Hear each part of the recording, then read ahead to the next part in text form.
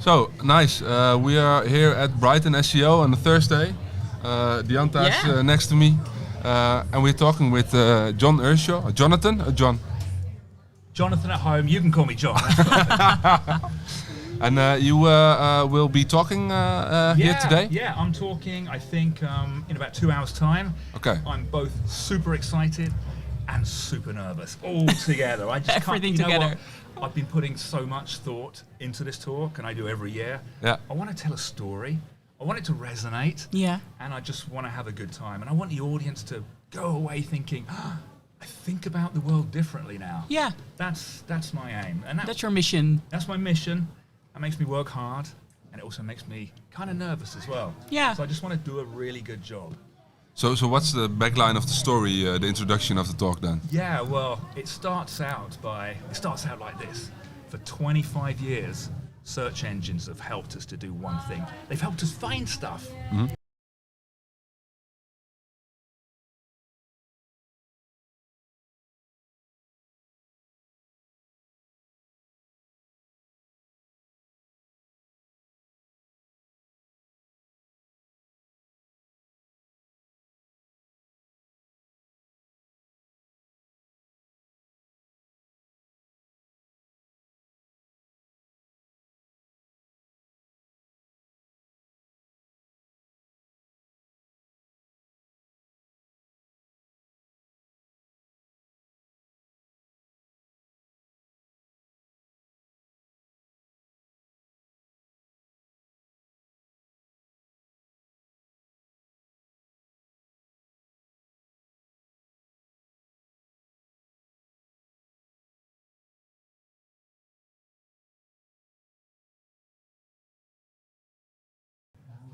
In that instance, that brand is collapsed into specifications, pricing, availability, returns, delivery, options, alternatives, and those new merchant-centered guidelines, the attributes that Google's talking about, everyone's ignored it. Yeah. That's going to make your content different, because it turns out difference is everything. Yeah. Without difference, you are collapsed. Your content's collapsed with everybody else's, and then you're left out of the conversation. So that's kind of the weeds I want to get into. How you can open citation doorways. How your content has to be so good, so tempting, so deep, so unique, and so original that Google will say, okay, you can have a doorway because you're taking that person somewhere better than the conversation they're in. Wow, you can explain it very well. I can totally imagine that your talk is going to be amazing to watch. You know, that's the thing. It's a subject that's close to my heart. Yeah. I love this subject. Yeah. I've done it for 20 years. And I just have to do this story justice. For me, that's it. It's not about doing a presentation. I just want to make people happy. Yeah. Make people smile and go, oh, that's different. That's the mission. And this was the story all the time, like the last 20 years or the last I tell you 2 what, years? this is interesting. Yeah. 10 years ago, I was in Dallas. Yeah. I was in Dallas and I stood up on stage and I said, every digital interaction that should be a conversation will become one. Mm-hmm. And here we are. Yeah. Search is a conversation. It's gone from question and answer to journeys of exploration and discovery, multi-turn. Mm-hmm. You know, that's where we're up. So I closely followed Google's updates, mum, BERT, bidirectional encoder representation from transformers, the same transformers in ChatGPT. I saw this coming. Yeah. So I started doing exploration and research in voice search 5-6 years ago in collaboration with the University of Hertfordshire, and we proved that Google can not only disambiguate brilliantly, but when people saw the results of more complex, longer queries, they loved it. They clicked more. They went in there and they consumed that content. So Google's really been desperate to keep up with the public that now demand a conversation. And people think search has changed because of AI. It hasn't. Wow. Search has changed because we demand a conversation. It's because of our behavior, right? Exactly. Yeah. And then the voice search was kind of a boom, or but it was actually conversational search. It was. Yeah. It was. I mean, My son Charlie, he still thinks I'm the only person in the world that uses voice search. and maybe I am, but it's not about the voice. It's about the input. It's about the content. And Google's Liz Reed was saying only last week that when people go to AI mode, not AI overview, AI mode, they are now starting to define the entire problem. We've gone from last year prompts of 23 words average to around 60. Around 60. And the question I have for people today is, you can't optimize for that prompt. Stop obsessing about prompts and start thinking about conversations. And what is a conversation? Nothing more than a collection of words. And that's the process I've been trying really hard to take people through, to take audiences through. Don't get hung up on these synthetic prompts. But you know what? There's magic there. If you can define the exact number, nature, and type of prompts that map a conversational space, suddenly you are reporting on presence in conversations. Then it gets exciting. Right now, there's a little bit of a sticky bit in the middle. People are trying to get their heads around it. And how does that look for you in the execution? Maybe you can even explain a little bit to our listeners what you normally do or did in the last couple of years. So, I mean, in terms of execution, we've obviously moved away from optimizing pages for keywords.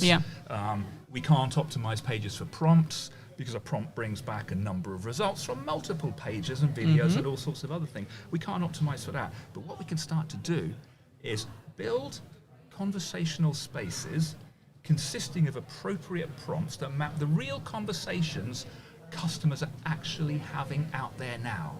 So if you're a fashion brand, a luxury fashion brand, you might be thinking about Wimbledon. And as far as Wimbledon's concerned, I would ask the question, what conversations people are having? There are a number of set ones. Wimbledon dress code for the new people. Wimbledon glamour.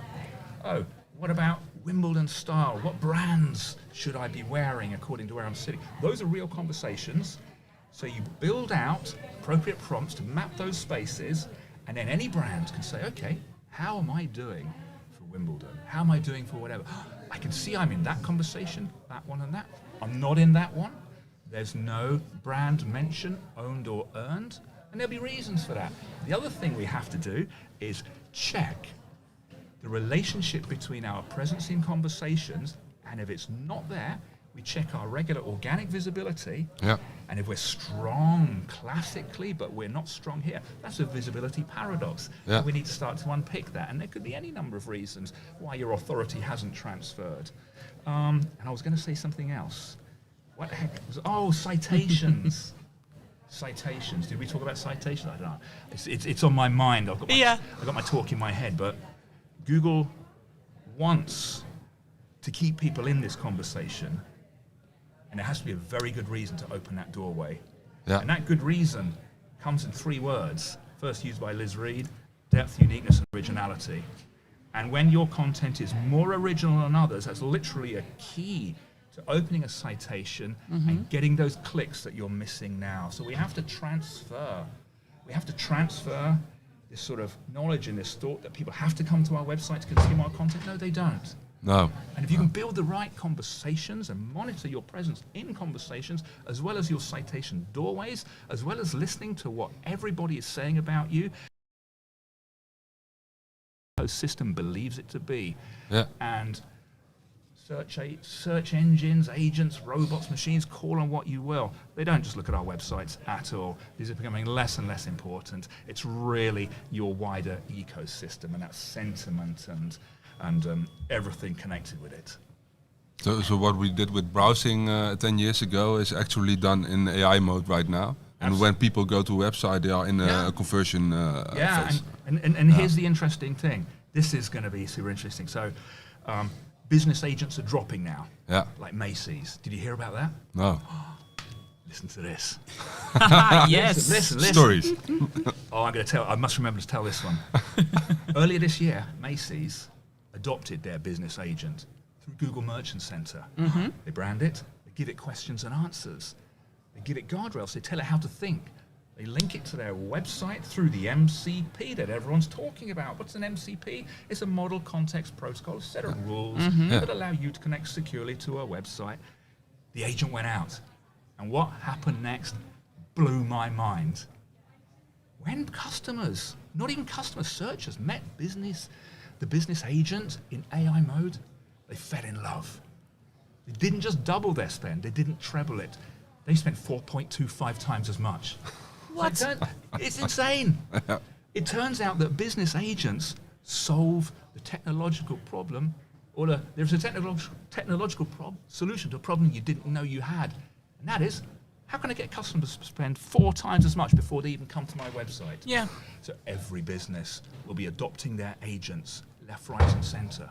What about the personal agents? Your personal agent, what about mine? Well, they're starting to come out already. But it turns out that while business agents are a technological solution, personal agents, we trust search engines to find things. We trust machines to filter. We trust machines to get rid of the spam. But when it comes to deciding for me, spending my money, spending your money, representing your fashion, your taste, your style, telling you what you're going to wear next weekend, that takes time. Yeah. That takes trust. And a super interesting thing happens in the gap between business agents and personal agents.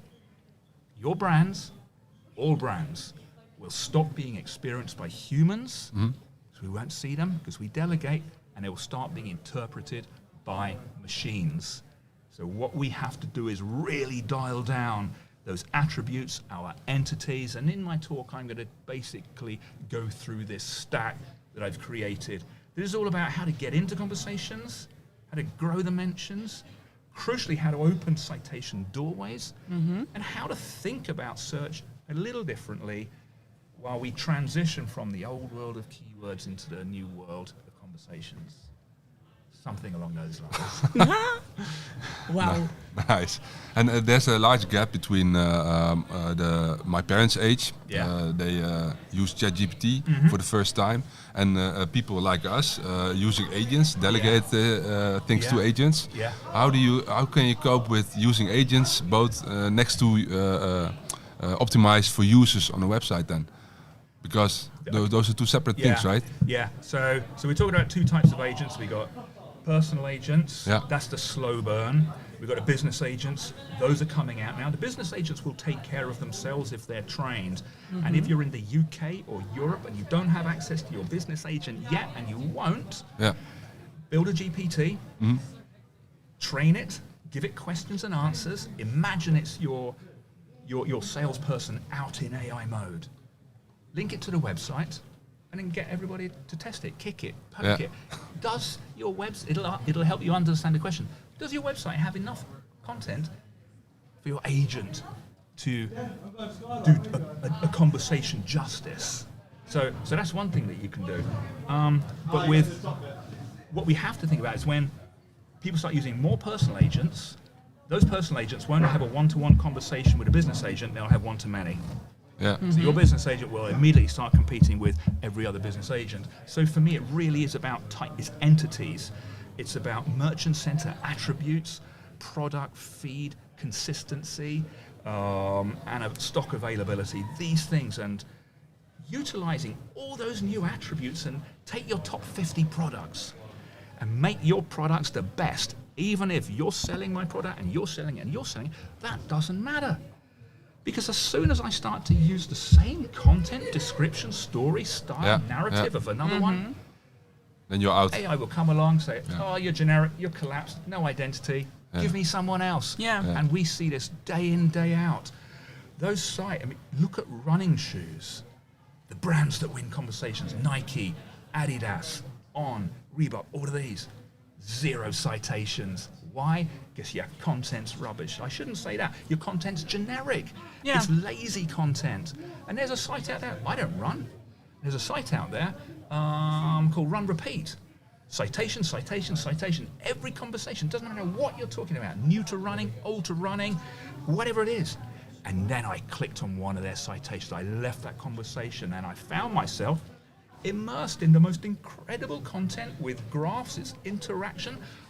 I don't run, but I nearly bought running shoes. That is deep, unique, and original content, and that's what it takes. But how wonderful is that this development actually sort of, it almost pushes you to really create that unique content and to really dive into the heads of your customers, what you actually already needed to do years ago. But we got lazy. We didn't have the time for it. Yeah, we were lazy before. Yeah.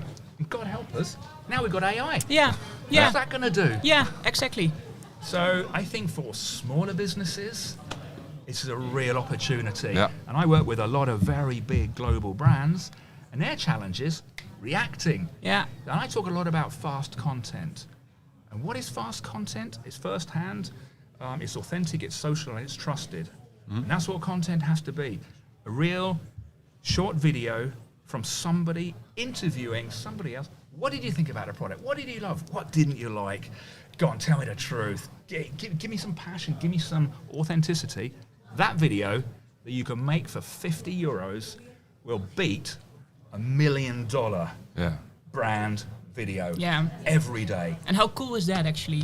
Because you can see it as a thread, right? You can see it, exactly. And this thing about fast content, not only is it first-hand, authentic, social, and trusted, but smaller business can move fast. They can move quickly. You can identify, as long as you're monitoring presence in conversations that matter, you can then say, I'm not in that one. Inject real content, something with authenticity. Of course, double E is a given. That has to apply. So it's a more exciting time for search than ever before. Let's face it, blue links were boring. They were long outdated. And I know some in the community still love them. And I should love them because I have a platform that tracks blue links as well as conversations. But we've got to move on. This world is so much better. Yeah, it's opportunity, right? Yeah. To get into the brand room. For everyone, it's an opportunity. And I say this to new people starting search as well. Now is a time of opportunity to think differently. Because we need to think differently. And what did Google say? Sundar Pichai, last September, he stood up and he said, search is now a paradigm shift. A paradigm shift. He's never said that before. Paradigm shift, industrial revolution, digital revolution. And the thing is, whoever doesn't shift with the paradigm gets left behind. Yeah. And I radically approached my work, the way I work SEO, radically changed the research that we do. We use AI where necessary to help us with our processes. But for me, it's really making these machines, and that's all they are, machines, absolutely clear about our entities, and that's through tightening all of those attributes and having consistent messaging across social, across web, and really paying attention to what everybody out there is saying about us, because that's influencing what the agents think about us. Yeah. And you already gave us and our listeners obviously a lot of tips along the way. Yeah. But what would be your advice that maybe not somebody else here in the room would give? Okay. Let me think. Okay. I'm trying to think of something. I mean, for me, really, it's about switching what we did before. When we used to think about a business, then we think about topics, then we think about keywords, and we group those, and we might group my sentiment, throw it all away. Just throw it out all away. You can still maintain some regular tracking, but for me it's about, if I approach a new brand, it'll be about asking them, what are the conversations that you wish people were having about you guys? What are the conversations that you want to be in right now? There might be 3 or 4. It might be 5 or 6. And then, if you can, we can speak to the actual customers. I would actually go, in my talk, I talk about barbecues, and I actually went to a barbecue store, and I listened. And all the talk was about accessories, and I really listened. And I stood around there for about an hour. And I came away, and I actually built out a conversational space, confident that I covered it all. So we're using AI to help us build conversational spaces. So don't think about the keywords. Start with the conversation. Do not convert prompts. Do not convert keywords into prompts. It won't work. It just doesn't work. It's blunt, it's horrible, it's nasty. Instead, start with a conversation. Think about the discussions people are having. Really max that out. You can use cosine similarity if you want to crush some of this down and pack it down, but then you end up with a conversational space full of really good, meaningful prompts that are similar to what people might be using. Yeah. And look at that every single day. Don't panic, don't react, but monitor the ebb and flow and look at your citation acquisition rate as well. And if you're not getting those citations, but you're strong in brand, it's down to depth, uniqueness, and originality. I guarantee it. Nice. Guarantee it. Wow. Okay, I think we are at the end of this podcast, but we have one last question, maybe a little bit off topic, because it's an old school SEO question. Yeah, do but it. what is your biggest SEO fuck up in the last 20 years? That's a good question. Oh, Jesus. Okay, there was one. I used to work with a huge publishing, TV, up in the air. Media. Global business. And I had this idea about hot topics, that they needed to own hot topics. It's completely off topic, but it doesn't matter whether, and I'd been inspired, I'd been out and done some work with CNN, and I found that they weren't on page one for Donald Trump back in the day. And here's the reason: they had 1 million pieces of content. They're all conflicted with each other, so we fixed that. And I came back and I said to this business, we've got to have hot topics. The traffic you can drive is amazing. So they spent probably quite a bit of money on building out these massive pages, hot topics. It was an abysmal failure. Oh, really? Absolute Oh, no. failure. That hands down, hand on heart, that one stands out. But the rest of them have been quite cool. The rest of the stuff. Nice story. Yeah. Don't know if I should have said that, but I said it anyway. All right, now thanks a lot, Jonathan. And my pleasure. Good luck with the talk today. Thank you. And Good luck indeed. that's helped me so much. Just talking to you guys has helped me to get it Yeah. a little bit about there. So, That's good. Happy to help. thank you. Appreciate you so much. Thanks. Take care, Thank guys. you so much. Bye-bye. Yeah, bye-bye. So you're obviously based in Netherlands. I run an SEO agency. Do you? We need to talk 'cause it's my wife and it's our favourite place to go. We go to Amsterdam every 2 or 3 months. That's where we got engaged many years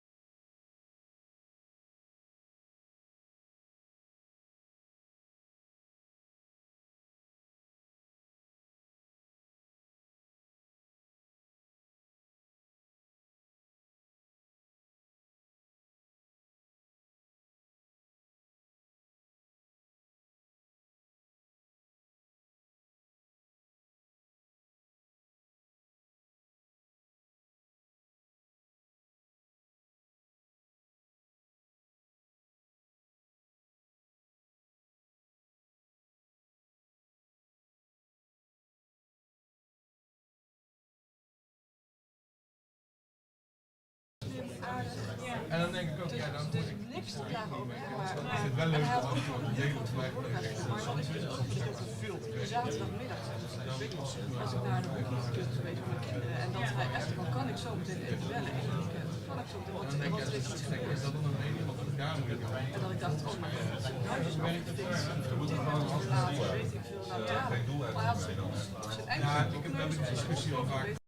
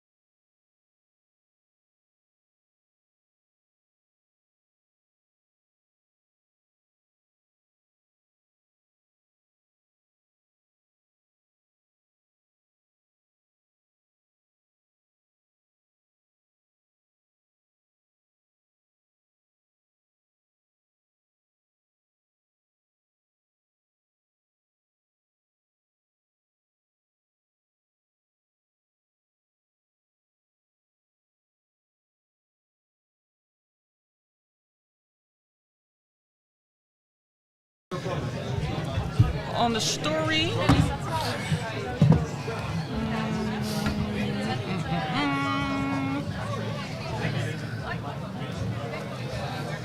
To double check, how do you pronounce your name? Felipe Bazon. Felipe? Felipe. It's like Philip, PH. Philip, but then Felipe Bazon. Felipe Bazon. Okay. Felipe Bazon. Okay. Whatever.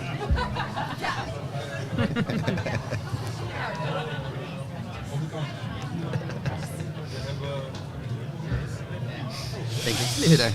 Nice. Okay. Hello, welcome, Felipe Bazon. Welcome. Thank you. Great to have you. Pleasure to be here. Thanks for taking the time, to podcast with us.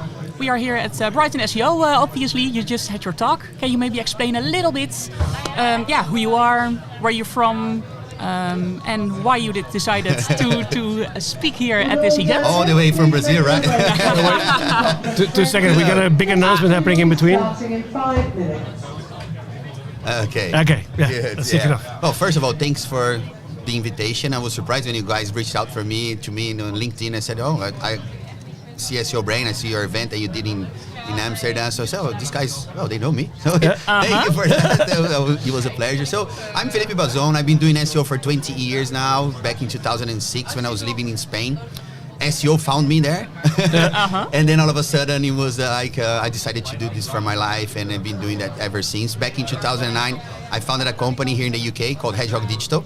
Okay. And then we been 16 years doing that for just SEO. In 2017, I decided to take to my home country, Brazil, which is where I'm from. So since then, we've been servicing companies all around Europe, or not all around Europe, all around the world that speaks Portuguese, English, and Portuguese, English, and Spanish. We can service every one of those companies. Our main operation nowadays is in Brazil, where we help companies from e-commerce, B2B, SaaS, anything that needs visibility in Google and now in AI. We can help them with that. So that's quite a big market still, right? It's still, there's a lot, and especially now with the new expansion pack, as I call it, the AIs. Yeah. So everybody's saying now things are going to change. It's not going to change. It's just another field for us to work with. It's not. So it's been 20 years doing that. I've always looked up to Brighton SEO, and I think it's my 10th year coming here. 2016 was my first time as an attendee, and I put in my mind I'm going to speak there in one day. I mean, it's my 5th time. Okay. So I've done a few times. First time was over the pandemic. Yeah. And then I did a few talks here in the UK. Last time time before last, because last time was just a minute ago, and it was in San Diego. And today, so I always looked up to this. It's part of my personal brand as well, being from Brazil, speaking in international events. Of course. It does help build the authority, but I like coming and sharing what I learned, coming to try to simplify what people try to overcomplicate things in SEO. So especially from my talk, entity SEO, topical authority and information gain in the age of AI searches. Sounds very complicated, right? Yes, indeed. It is, and I think that's one of the reasons why we got you in here, because it sounds complicated, but I think it's quite crucial, and so we're super stoked to have you here and learn us all about this. Thank you. And as I was saying, I try to simplify things. You need to understand the technicalities, but you need to transform them into practical things that clients will understand, things that you can put into your team and they can work with. Otherwise, you're just talking about vector embeddings and cosine similarities, and you go like, what? Mathematics? No, exactly. Hey, and talking about simplifying stuff, can you, in a simple way, explain what your talk was about? Yes. So basically, I kind of like using these. Let me go a step back. Yeah. In 2024, when I finished my talk in Brighton SEO San Diego, I predicted AI overviews were about to come up and so on. So I made a prediction. Entity SEO, topical authority, and information gains will be my biggest bets to succeed in an AI overview world.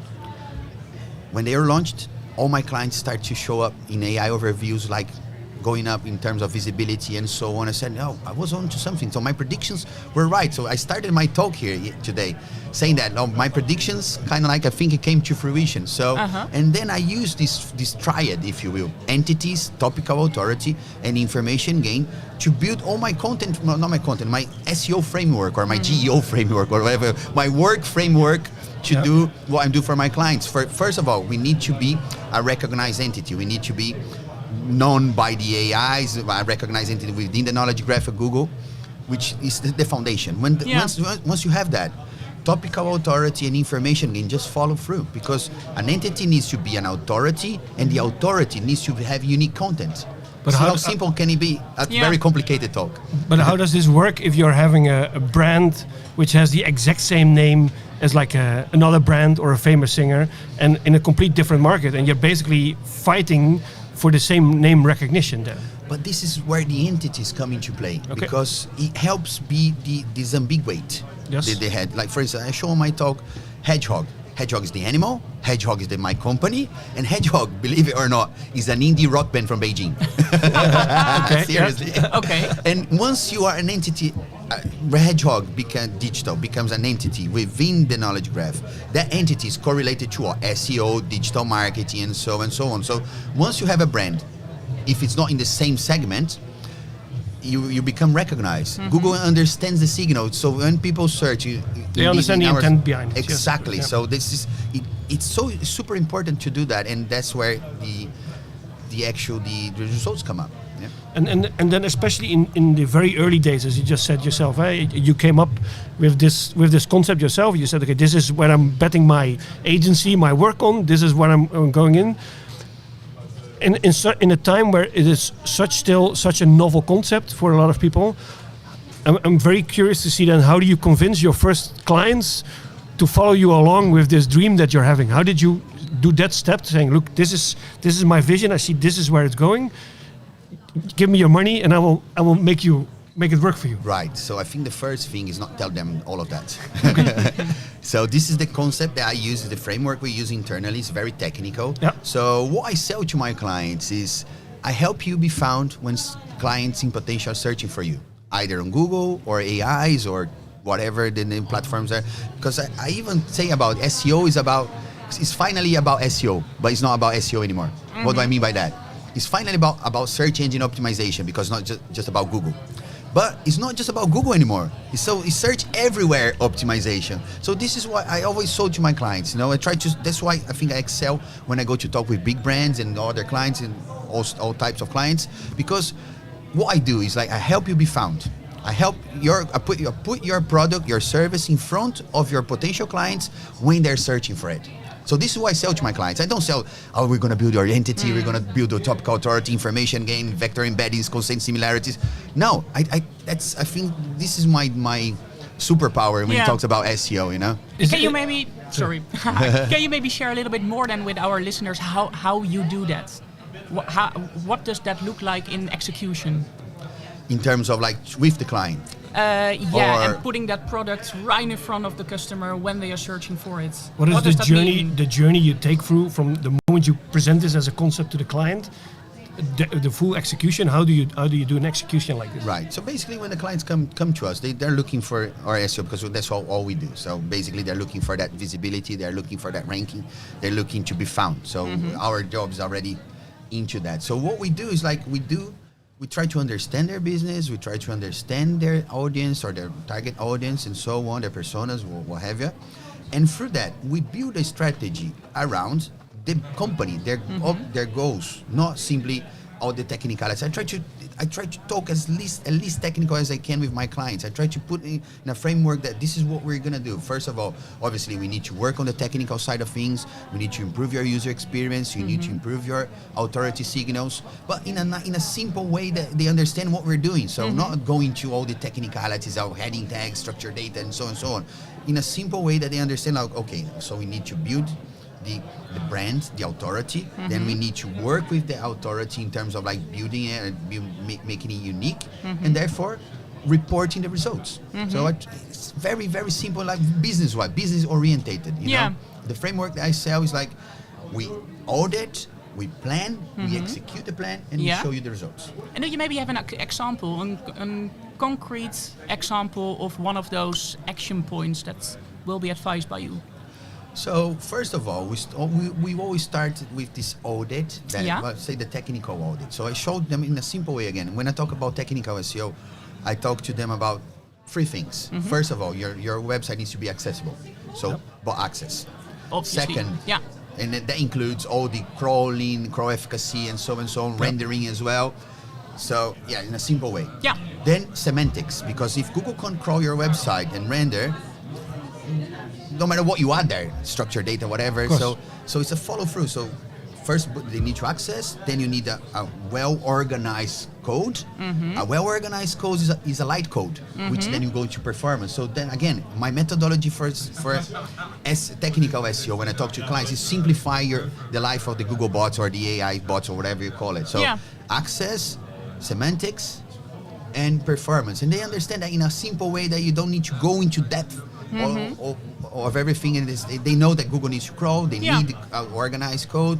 And organized code is a light code, which then we talk about performance and so on. So in a technical, the most critical one. And when we talk about content as well, last year we were still living that, right? The CTR is going down, organic traffic dying, and everybody going in EAO, panic. Yeah.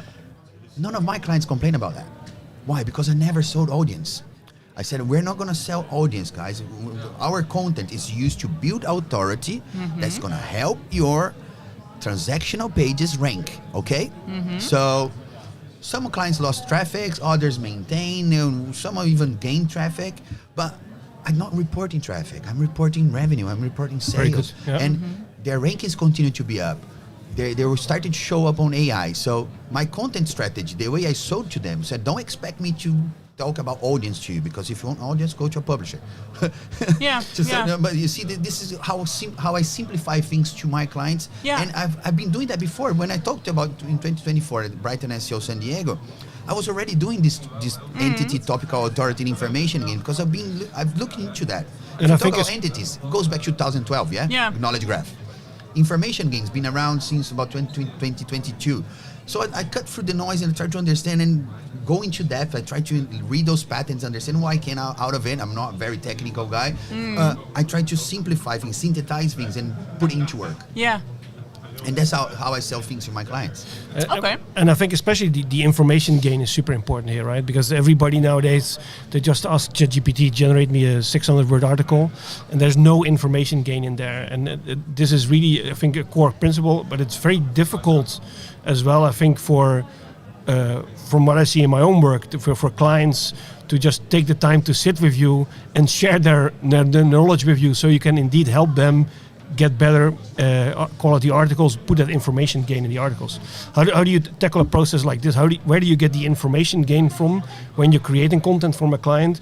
How are you able to access their brain to get that to extra high quality in there? Cool. Well, believe it or not, we're not using AI to write content for our clients. We're still using content writers. Obviously, they use it to streamline their process, research, and so on. Maybe get the idea out of, get the creativity plateau to then build the core of the article, and then we refine it and so on. But we're still using that. And how we add information gain, we go into an in-depth research with the clients. You know, what are your unique points? Have you got primary data we can use it? Do you do any researches? Do you have any information from your industry that we can bring it to the table and work with that? So we always try to bring and understand and surface all this uniqueness from their client. Because if you're talking about a company that's selling microphones, everybody's doing the same thing. But what are you doing? Do you understand what people what's the new demand? For instance, we've been selling microphones for ages now, but now there's a high demand for podcasting for microphones. Yeah. What's the percentage of that? That's those sales in all your sales, and so we try to uncover things that are there, but people don't see it, and it makes a real difference in it. And I always talk to my clients. I say, mate, if you cannot write an article, a unique article about what you do, you better change your tune. You know what I mean? Yeah. So, and it's very hard, because when you service big companies, there's all the brand guys, there's marketing guys, and there's and we are there. We're still the SEO guys that we try to gain Google, but this is where I excel. I put SEO in the high table. I always fight to be in the marketing department, not in the technical department. I fight to be part of the planning because that's where we can contribute. Is that difficult? Oh yeah. Yes. It is, but it's changing. You know, ages ago we were hired by the technical department of the companies. Nowadays, marketing is coming after us, especially with geo. I think clicks are declining, of course, and the whole board is also seeing those numbers, and then out of nothing. Exactly. Yeah. And if anything, geo helped us a lot with that because it's coming from top down.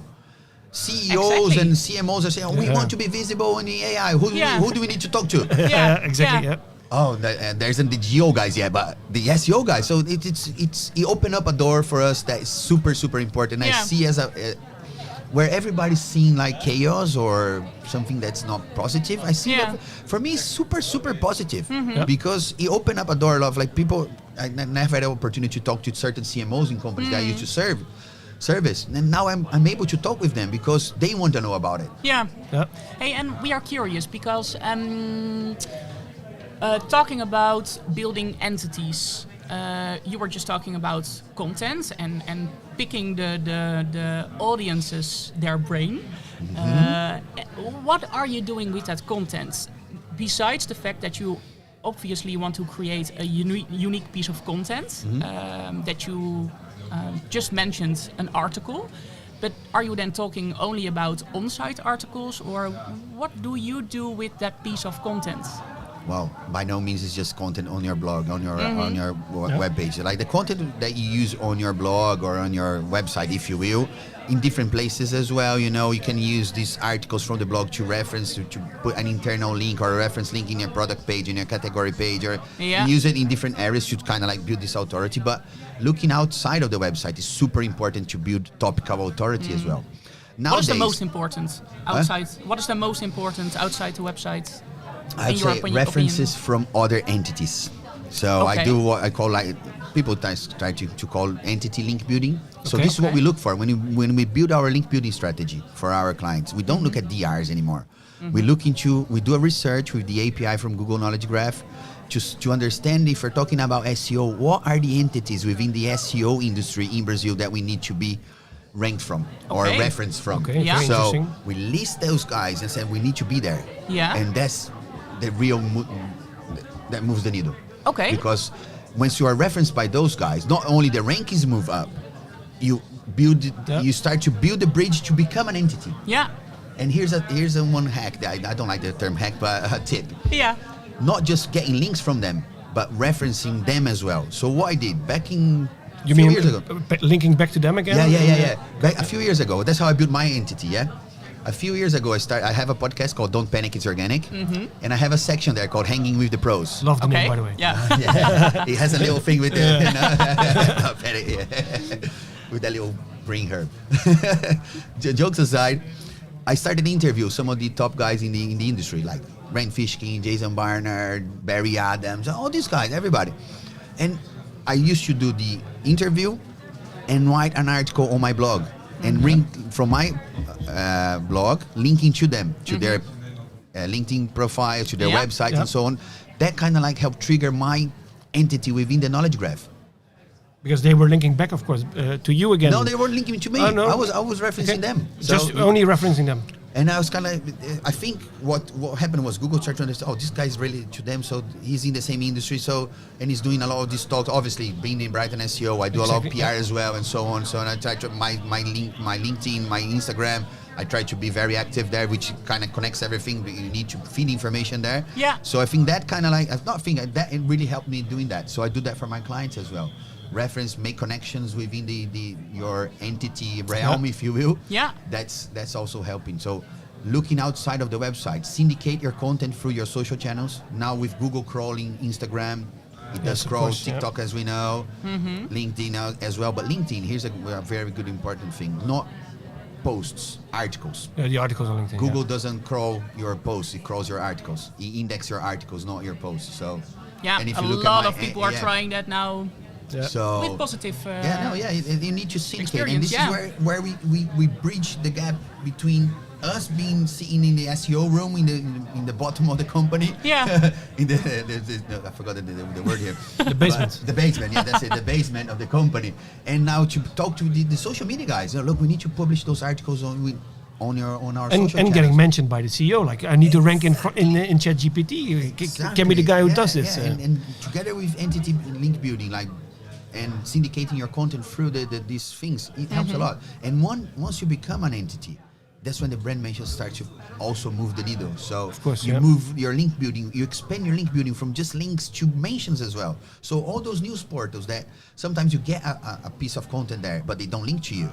With the brand mention being an entity, or the brand being an entity, the brand mention also counts as well. So it's a win-win situation for everybody. Obviously, these technicalities is hard to explain to the client, but I think this is the most difficult one. And explaining that brand mentions also are valued now. Yeah. And did you move all your link building then to purely entity link building? Because I can imagine that still more traditional clients, they would say, no, if you're doing link building for me, I want to have at least like a DR50 or something like this as an article.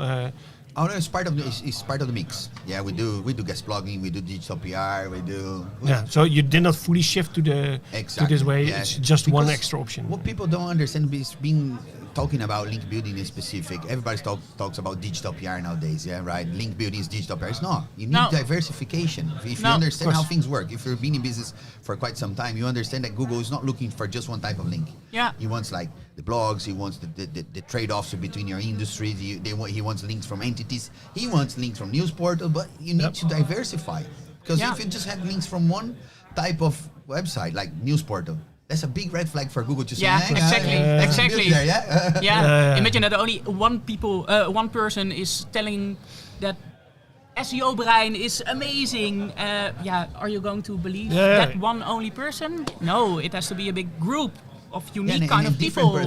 From exactly. From the bottom, SEO specialists or other kind of marketing specialists. Yeah. It needs to look natural. I think we both have way more questions for you, but we are at the end of this episode. We have actually one last question for you. Yeah, which we ask to every guest who is showing up in the podcast. Can you name us your one big SEO fuck up you ever made in your life?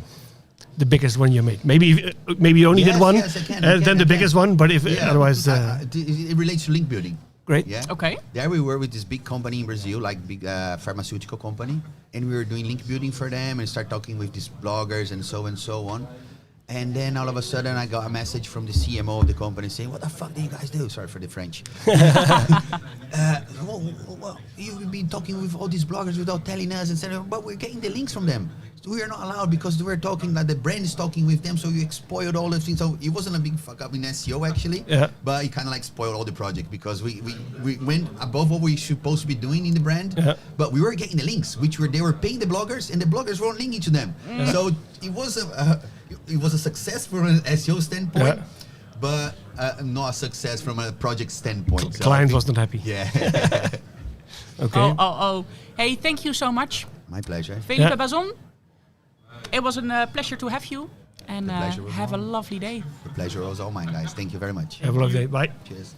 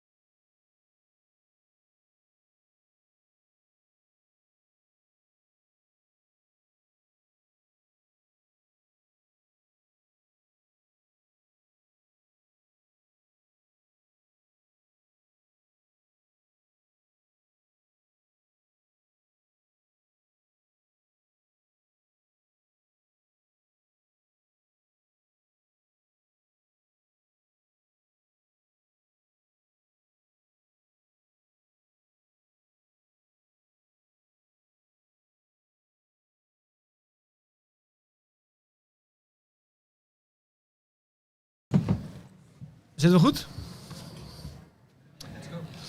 Goedemorgen Gijs. Hi, goedemorgen. Hallo, leuk dat je er bent. Dankjewel dat jij de tijd hebt genomen net nadat jij klaar bent met jouw talk hier op Brighton SEO, april 2026. Zou jij misschien voor onze luisteraars jezelf even willen voorstellen? Zeker weten. Ik ben Gijs de Groot. Ik ben een van de medeoprichters van PromptWatch. We zijn een van de AI search platformen die er beschikbaar zijn. We zijn gevestigd in Amsterdam. Ik ben het bedrijf begonnen samen met Klaas Foppen in begin 2025. En sindsdien zijn wij bezig geweest om een AI search optimization platform uit de grond te stampen. Zelf meer een achtergrond in finance. Dus ik heb finance gestudeerd Interessant. in Rotterdam. Ja. En mijn co-founder zit echt meer aan de programmeer SEO kant. Ja. Dus in het afgelopen jaar heb ik heel veel geleerd over SEO en hoe dat werkt. En in parallel ook over AI search. We proberen zo data gedreven mogelijk te zijn als bedrijf. Dus we proberen zoveel mogelijk data te verzamelen. Daar komt je finance achtergrond in bekijken dan. Ja, toch een beetje die nerdige finance achtergrond. De Excel sheets. De Excel sheets, daar houden we van.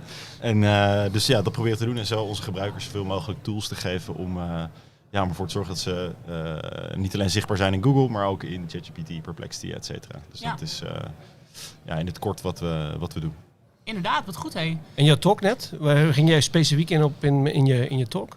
Ja, dus van origine is PromptWatch, what's in the name, echt een prompt tracking tool. Maar waar wij steeds meer naartoe bewegen is CDN Analytics. Dus wat voor content accessen die AI-crawlers nou op je website. En wat kan je met die informatie om daadwerkelijk je zichtbaarheid te verbeteren. Dus mijn talk ging voornamelijk over, wij verzamelen dus heel veel data over al onze klanten heen. Die anonimiseren we natuurlijk. Maar daardoor kunnen we wel analyseren, wat voor soorten pagina's werken er goed in AI search. Moet je pagina snel zijn, moet je een bepaald aantal woorden hebben, moet je een bepaalde structuur aanhouden. Daar ging het eigenlijk voornamelijk over. Maar ook hoe je CDN kan gebruiken om de juiste prompts te tracken. Dus om het cirkeltje een beetje rond te maken was dat ook een onderdeel van de talk. En je zegt zelf al terecht, er zijn meerdere spelers in de markt die prompt tracking doen.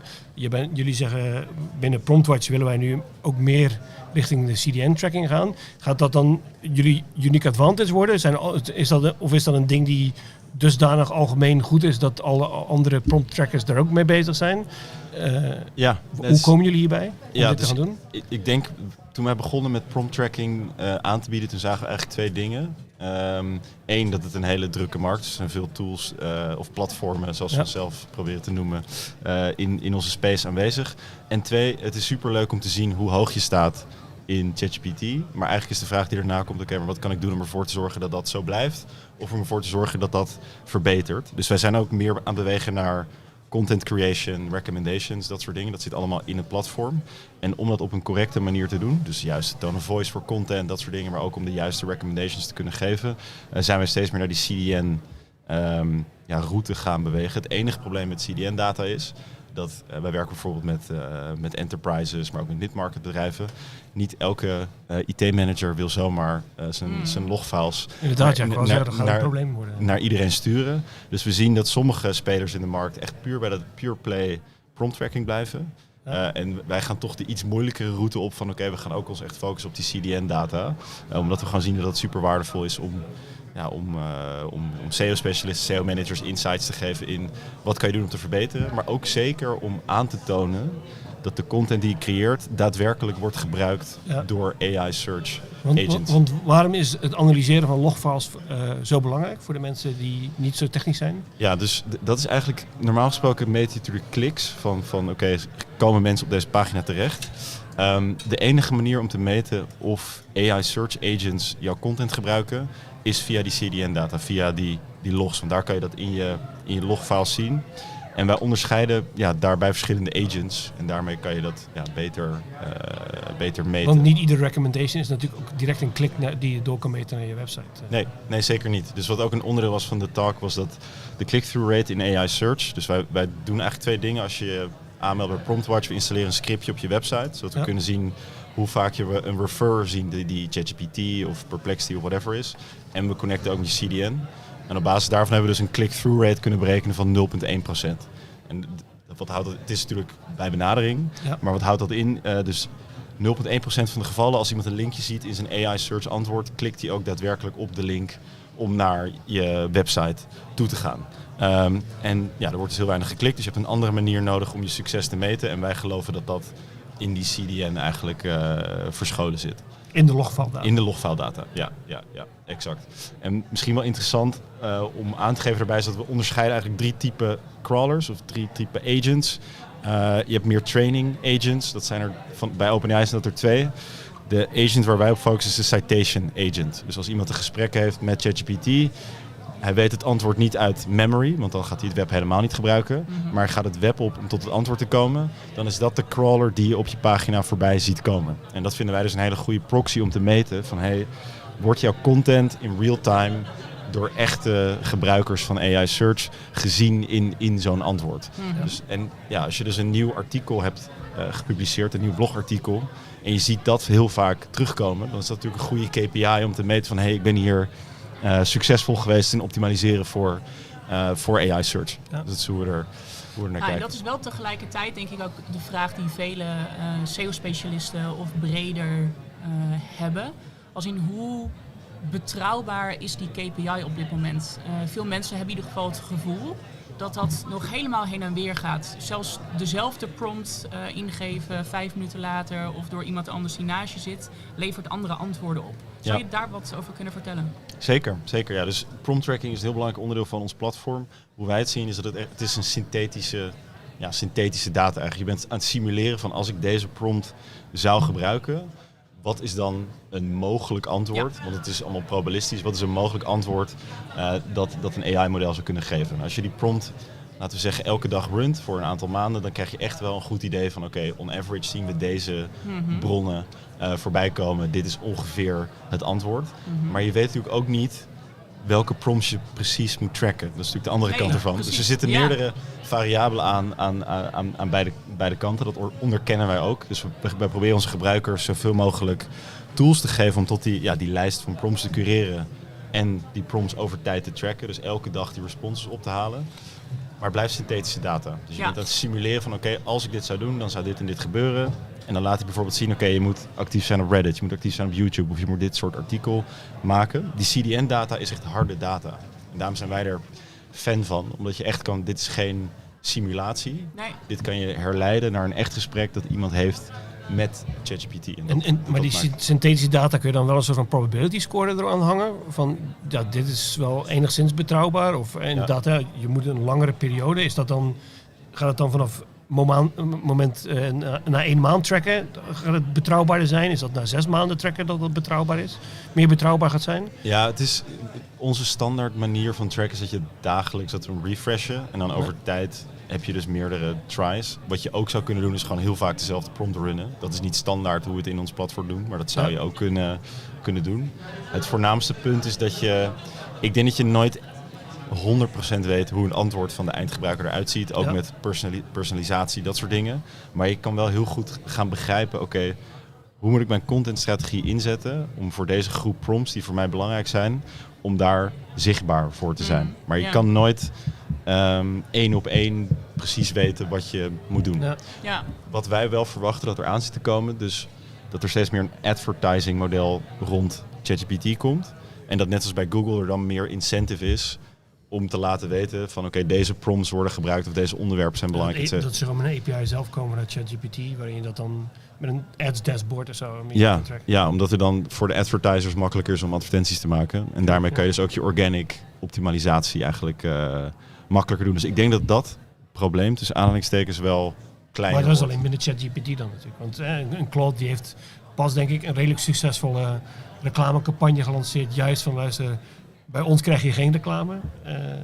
Dus er zijn nog meer platformen naast ChatGPT natuurlijk ook wel. Ja, zeker weten. En volgens mij is op dit moment, ik denk dat jij het beter weet waarschijnlijk, maar op dit moment is ChatGPT voor mij de enige nog maar die gezegd heeft van luister, wij gaan reclames aanbieden. Ja, zeker. Maar het is natuurlijk wel, ChatGPT verzamelt wel heel veel data over hoe mensen zich gedragen binnen een LLM. Dat zou je ook weer als een proxy kunnen... Ja, je blijft proxies aan elkaar knallen. Maar dat zou je wel als een proxy kunnen gebruiken van zo zullen mensen ook ongeveer prompten in Perplexity of in Claude bijvoorbeeld. Maar ja, het is inderdaad, zij zijn waarschijnlijk wel de enige speler die dit actief gaan doen. Ja. Dat vind ik wel interessant dat je zegt, want inderdaad, je kan er denk ik misschien ook wel enigszins van uitgaan dat een Claude-gebruiker een ander type gebruiker is dan een ChatGPT-gebruiker. Is het dan ook zo bij jullie in het platform dat je dan dus ook andere afgeleiders van de prompt naar een Claude toestuurt dan naar een ChatGPT? Of trekken jullie wel dan dezelfde prompt over de verschillende platformen? Hoe wij er naar kijken, we doen eigenlijk 2 dingen. Dus we maken gebruik van persona's, dus marketing persona's. Want je ziet gewoon in LLM's dat er zit veel meer memory in tegenwoordig. Als je een account hebt, dan wordt er veel onthouden. Dus een proxy daarvoor die wij gebruiken is marketing persona's aanmaken. En daardoor die geven we mee aan de prompts. Dus daar kan je selecteren van geef aan deze set prompts die ik track een persona mee. Om gewoon beter beeld te krijgen hoe dat invloed heeft op die responses. En wat we ook veel doen is geolocaties aanpassen. Ja. Dus je kan algemene tracking doen. Maar je kan ook zeggen, ik wil weten als ik deze prompt in Atlanta in de US vraag. Hoe komt de respons er dan eigenlijk uit te zien? En dus je stuurt een andere marketing persona mee naar een Claude dan naar een ChatGPT met dezelfde prompt dan? Ja, dat zou kunnen. Wij doen het niet per LLM zo, maar je kan het wel zelf selecteren om dat zo te doen. In PromptWatch heet dat monitors. Dus je kan dan een soort containertje maken. Daar gooi je een aantal prompts in en dan geef je bepaalde settings aan mee. En daardoor kan je daar rekening mee houden. Maar er zijn heel veel mogelijkheden om... dat is ook het lastige aan prompt tracking. Ja. Er zijn zoveel variabelen dat je kan alles gaan simuleren. Maar je moet ook een soort algemene sanity houden van waar ga ik me wel mee bezighouden en waar ga ik me niet mee bezighouden. Even buiten deze technische verhalen om, hè, want dit is mega interessant. We hebben helaas maar 20 minuutjes. Ik denk dat heel veel mensen zich afvragen ook... Oké, ik ben nog zelf niet begonnen met prompt tracking. Ja. Wat is de way to go? Ja, dus hoe begin je over het... Hoe begin je inderdaad? Heb jij een tip voor de mensen die dit nog willen gaan opstarten? Ja, ik zou altijd ervoor zorgen dat je groep bepaalt welke onderwerpen belangrijk zijn. Dus zoals eerder gezegd, we proberen gewoon zoveel mogelijk echte data te gebruiken. Dus probeer gewoon te vertrekken vanuit bijvoorbeeld wat voor keywords doe je de meeste advertising op? Wat voor keywords doe je het meeste SEO voor? Dat is eigenlijk je vertrekpunt. Mm-hmm. En dan probeer je gewoon een korte lijst te maken van prompts die jij denkt dat belangrijk is. Want wat wij zien dat heel belangrijk is bij onze gebruikers, is dat je het gevoel krijgt dat je ook daadwerkelijk AI-search kan beïnvloeden, zeg maar. Dus je wilt gewoon focussen op een subset van prompts, niet gelijk allemaal. Mm-hmm. Je gaat kijken, wat zijn die citations? Wat voor bronnen gebruiken die AI-modellen om tot het antwoord te komen? En ga daarmee aan de slag. Ga een blogartikel creëren om voor die specifieke prompt beter zichtbaar te worden.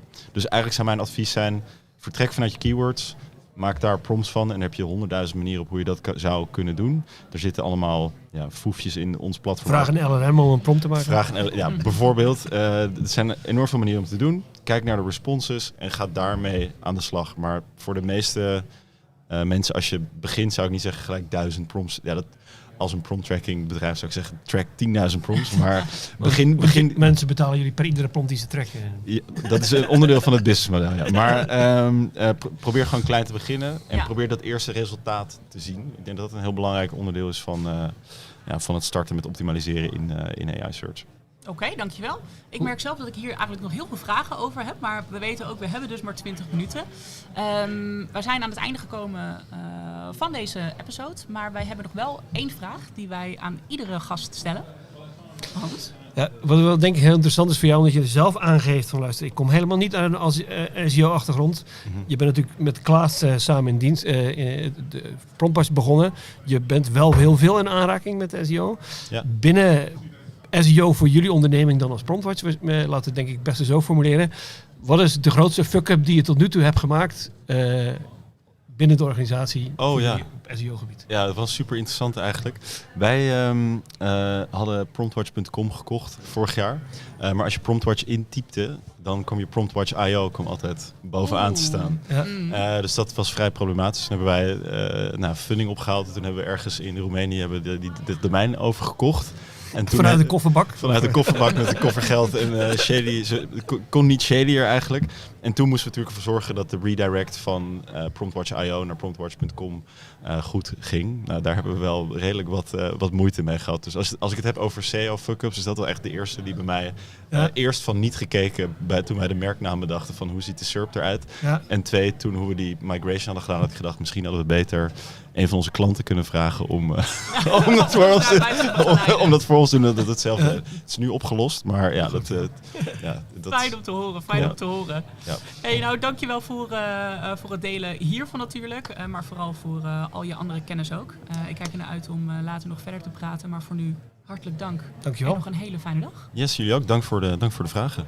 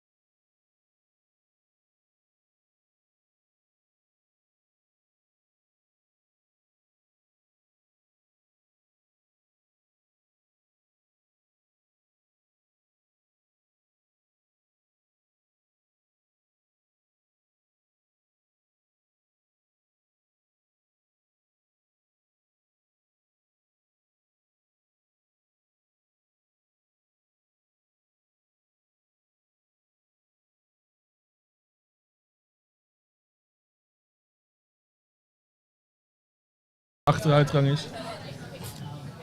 Maar de ingang is niet altijd ook de uitgang. Hoeveel tijd gaat het u kosten dat u zich laat omscholen tot ads? Ads. Ads heb ik ooit iets mee gedaan. Etsy. Daar heb ik allemaal schilderijen opgezet. En ja, dan heb ik een toeltje en die doet dan t-shirt bedrukkingen via Etsy automatisch verkopen. Is dat hoge kwaliteit? Nee.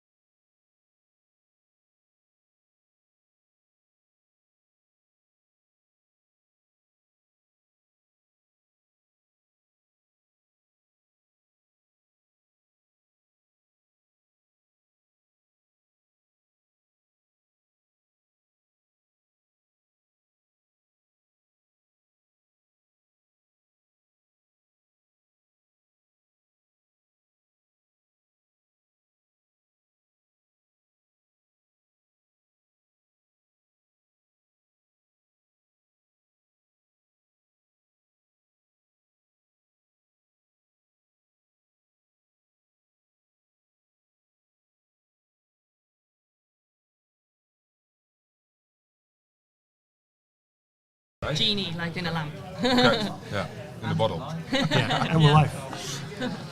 Okay, we're on Thursday, Brighton, talking to Dixon Jones and Jeannie Jones. Yep. Hi. Hi. The father-daughter combi. We could not let it slip by when the moment you said this morning that your daughter was speaking. We thought this could be a unique angle. She's actually spoken here 3 times now, but it's really made my life a lot easier. Because honestly, all of that worrying about what you're going to say, it was all you. Do you know what's so funny though is that when I started this job, he was like, just call me Dixon, nobody's going to know that I'm your dad. And when we go into a space, just don't even say anything. And then every time we walk in anyway, he's like, this is my daughter. And it's like, okay, proud dad talking. Yeah, I can't hide it, can I? So there we go, never mind. Thank you. Fantastic. So what was the topic of the talk?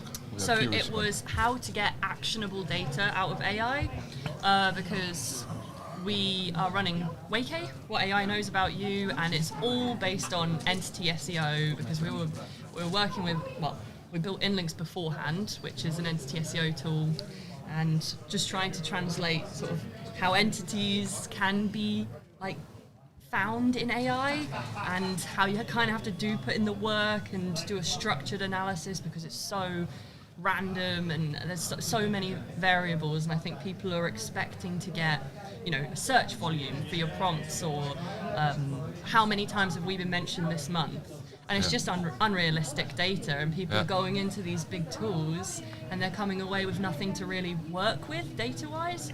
So I was trying to create a framework for extracting entities, checking facts, and then how to evaluate those entities in terms of how strongly associated you are to them in the LLMs.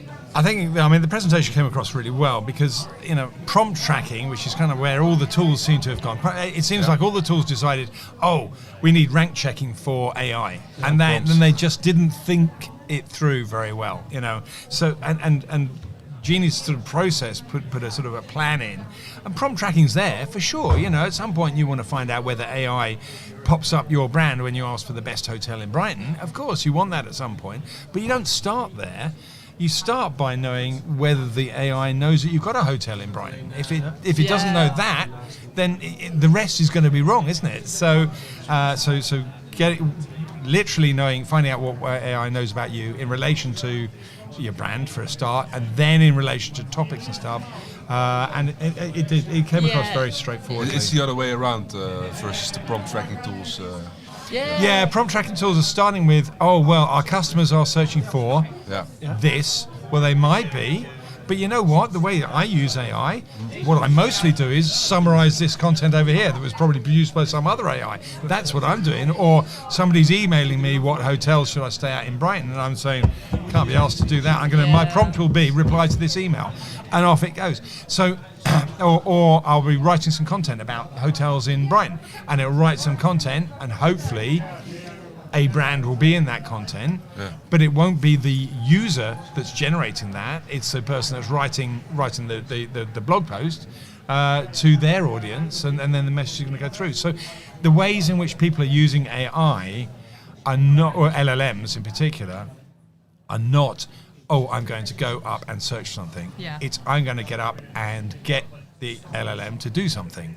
It's a very different. So, as a brand, how would you start by this journey then? Instead of starting from the prompts, you start to need to figure out, is my entity known in the world? How would a process like this start? It's more to do with first understanding your brand's entities away from AI, because it's a fundamental step, even for SEO, that a lot of people are missing. Getting a knowledge graph, understanding what you cover, how well you cover it, what are you missing out on, and then going to LLMs and prompting, what do you know about my brand? But importantly, turning live search off, like looking inwardly at the data, trying to get as into what are the consistencies over time as possible, instead of analysing that layer on top, which is the live search, which is just really unpredictable.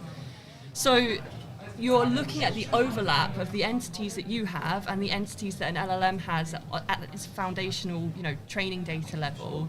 That's the basis of oh, okay, I've got these gaps. I've got these ideas that are working really well. I've got ideas that LLMs are just making up because we don't cover it enough, clearly, and they're just trying to do this. An interesting thing I saw earlier, though, was someone posted, I can't remember who, so sorry about not giving it the right name. It's like, it matters a lot on if you're checking on a paid account or a non-paid account. Free account, yeah. And but there's not a right answer to that. It's like, if your customer base is mainly people that will be on a free account, then you should be prompting that free stuff, and that data is still really usable, even though it's random.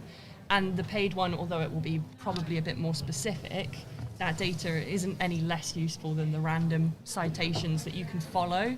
So I've been kind of thinking about that too. It's a little bit the same thing as the CEO of an old age pensioner home thinking, I need to be found in ChatGPT. Because that's the new rage here. And I think his customer audience is not really searching on ChatGPT. Exactly. Yeah. But then their sons and daughters might. How early can I put my dad in a home? ChatGPT help me. And then the podcast went really dark. We'll take some time, Dick. I'm saying nothing. I'm saying nothing. No, I'm saying right now. But then coming back to you, what you said, okay, we need, as a brand, then you figure out, okay, there's a potential gap or there's a misunderstanding of my entity with what is known in the graph. How would you tackle as a brand then to fill that gap? That's the SEO part, isn't it? That's the part that we need great structure, internal linking, schema. You need to go back to your data set and realize that, LLMs aren't ranking you.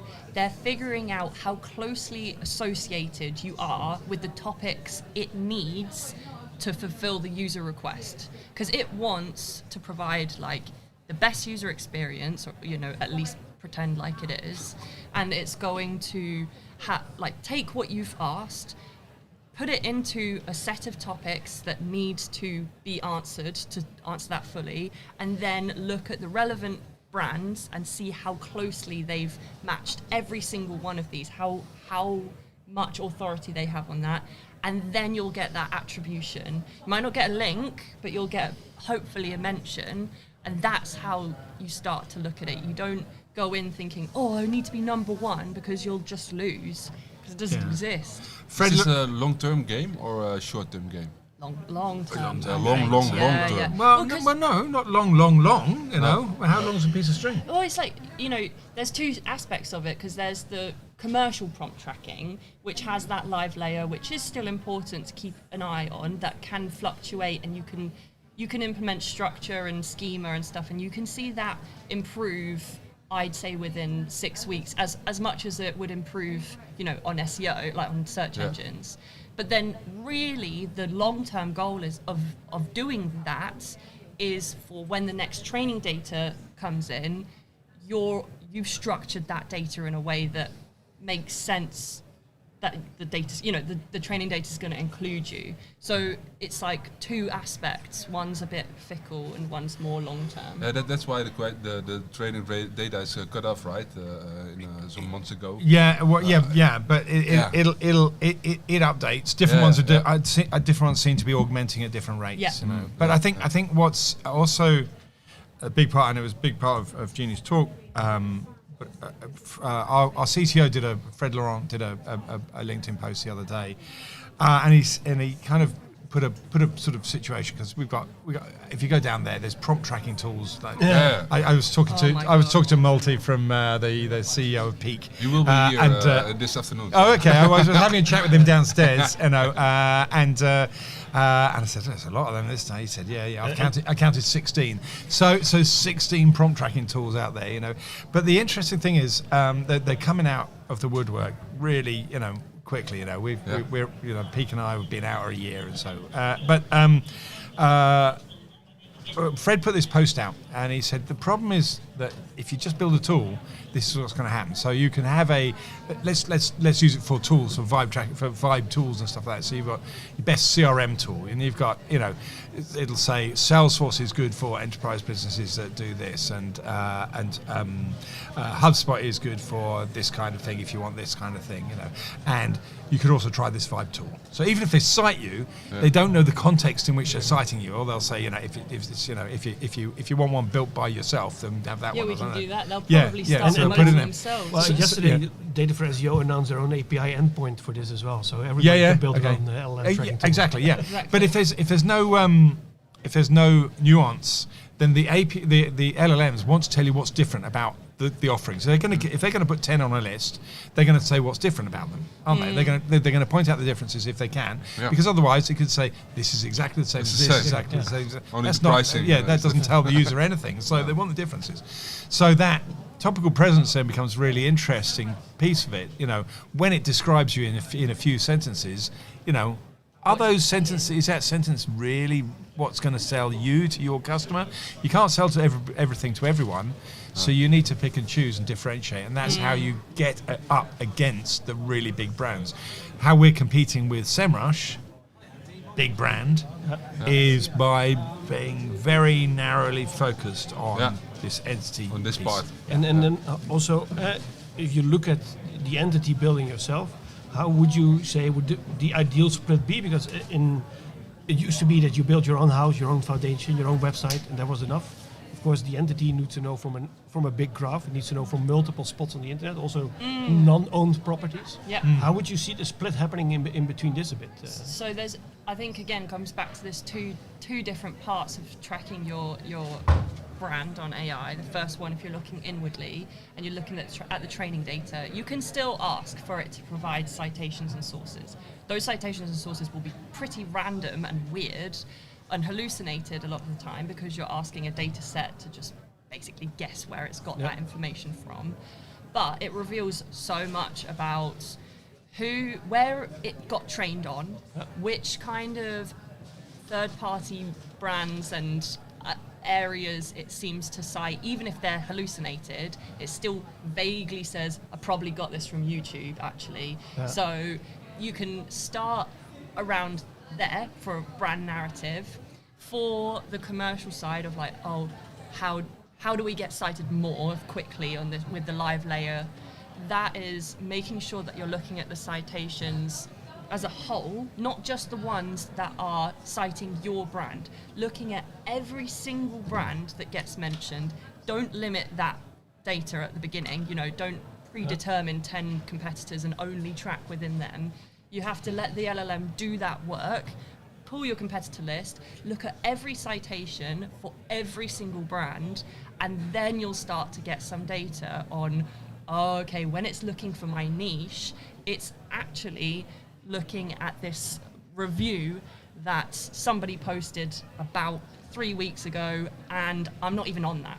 You want to see the full query fan out. You want to see all of it, because that's where it's getting the information, and it's probably getting the information from that post and not even attributing that content to the brands itself. So it would be easy for you to either reach out to that post, get on there, or create content around that, or There was one of the things last year when I was talking to one of the guys from PromptWatch as well, talking about the hallucination. When looking into the log files, they clearly saw that the LLMs were hallucinating certain types of content on their website. And then it was like, if it's hallucinating that we have this type of content, maybe we should create this. That's exactly what I'm saying. It's just that it's saying that's where it probably got it from. That reveals a lot about the structure it expects from your website. So go ahead with it if it makes sense. What's really interesting is if it's a topic that you have covered in depth on your site and it's still not picking that up and it's creating a hallucination, I would go back to that single topic. Either look at if you need to rebrand it, to changing it to be the same as the Wikipedia page for the similar thing, and making or maybe sure at that least the put a language- redirect from that. Well, yeah, or maybe you got some technical issues with the crawl of the page. Internal You links. suddenly put a JavaScript to all the page. Yeah. But it's not easy to there aren't really trust signals like Google had, for instance, right? Wikipedia. I don't know. Trust signals. Maybe reviews and Trustpilot, those are trust Yes, signals I because they are think so. really. I think they're working on it. Yeah, they have to. I think the thing is, because those listicles, there's too many listicles responses that you've never of companies you never heard. Problem. So I'm very hopeful that they'll start using. I've got a small interest in a company called Majestic that's got some very good data by page, and I'm really hoping that suddenly one day they go around and just Trust flow for LLMs. Yeah. They do need to work on that stuff because they didn't really have that idea of authority, and they're just having to get it, on the fly, which is a dangerous thing to do. Yeah. I think you can make the combination if you have Trustpilot reviews mentioning your brand and the cluster you're working in. That's a signal. Yeah. I mean, I tell you what I am seeing is that a lot of these meta studies that are sort of showing, Reddit is a big citation base or something. Yeah. When I look at it project by project, it's not really that obvious. Overall, maybe they're the biggest referrer. Depends on niche. But if you divide that by 10 billion sites, and basically there's a couple of Reddit ones in each one. But within that site, in our industry, search engine journal is going to be there a lot more. Do you know what I think it is in that sense? Is it's like Reddit is the part that's giving information gain, because everything else that it learns about a brand is pretty much similar across the web. It's just reiterating what that brand does and who it does. Whereas Reddit is known for people giving insights that you're not really allowed to say as the brand. So it's a bit of information user-generated gain. content market. Yeah, and I think it is good because also it's got the R / and then whatever that topic is, so it's already got a unique topic that it's easy to read. So in terms of machine readability, it's pretty up there in terms of how easy that is to get. So There's the problem with gain. a lot of review sites, of course, is, look at myself, the only time you leave a review if you're unhappy. or if there was some but you're a Dutchman, we're English, we like to say nice things. or if you feel like sympathy, like it's a small family shop or something like this, you feel sympathy, that give them a 5-star review. Should we talk about family? Are you guys the first SEO family Not business? at all. No? Bill Hunt and Motoko Hunt used to run a company called iCrossing, and then they were consultants in the States. Their son is in the business. I know Sante Achilles is an Italian SEO. His son is in the business. I'm glad I've got a daughter in the business. I was going to say, I'm not sure, father-daughter. Last year at the Brighton SEO, I got the kids' book from Ahrefs. And I'm reading it to my kids sometimes to try to nudge them into the direction. Well, I tell you, it won't work that way. She hated everything I did until all of a sudden she went and did a degree that was really complimentary. Yeah, well, also the space updated, really, because That's I true. had no interest in what you were doing. 6 years, 7 years ago. Yeah, because it was all data. Well, it was all probably numbers. 15 years ago, because I started in 1999. She was born in 2000. So And What a then- time it was in 1999 to SEO, right? You could do so many crazy it things. was easier. But then I went to university to study language, culture, and communications. I did all of my study on like how your brain connects language, how it builds it, how it kind of things, and then Google updated to be all about authority and building associations. It moved away from data and keywords, and Dad was like, we need somebody to do this. We need somebody to make these connections. And I was like, well, actually, this is exactly what I was just learning about, but on a human level. So it was quite exciting to bring that into, to contextualize it into tech. I did try not to be an SEO at first. I got a job as a marketing executive somewhere, and it was, oh my gosh, I don't think I have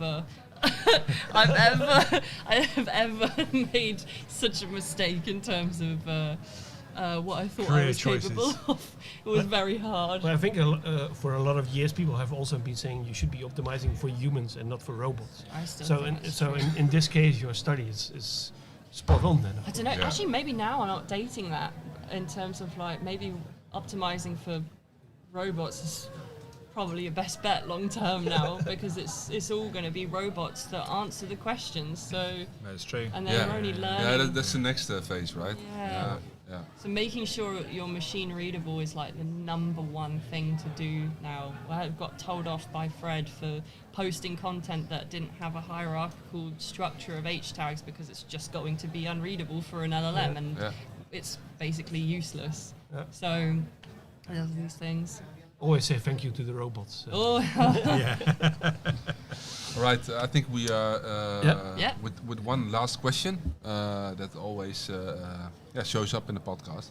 But we have two people to answer it. So what is your biggest SEO fuck up? You work in SEO for like 37 years? Well, I'm not going to say employing my daughter. 27 years, sorry. That was one of my biggest successes, I think. And one of my most surprising successes is I didn't know that we were going to work together quite so effectively as we have. And it's really nice. Sort of, I mean, to be, I know I'm reversing the question, but one of the things that Jeannie did at the start, though, was lay down a few rules. And the rules were, we can talk about work between 9 and 5. Yeah. And then we don't talk about work outside 9 and 5.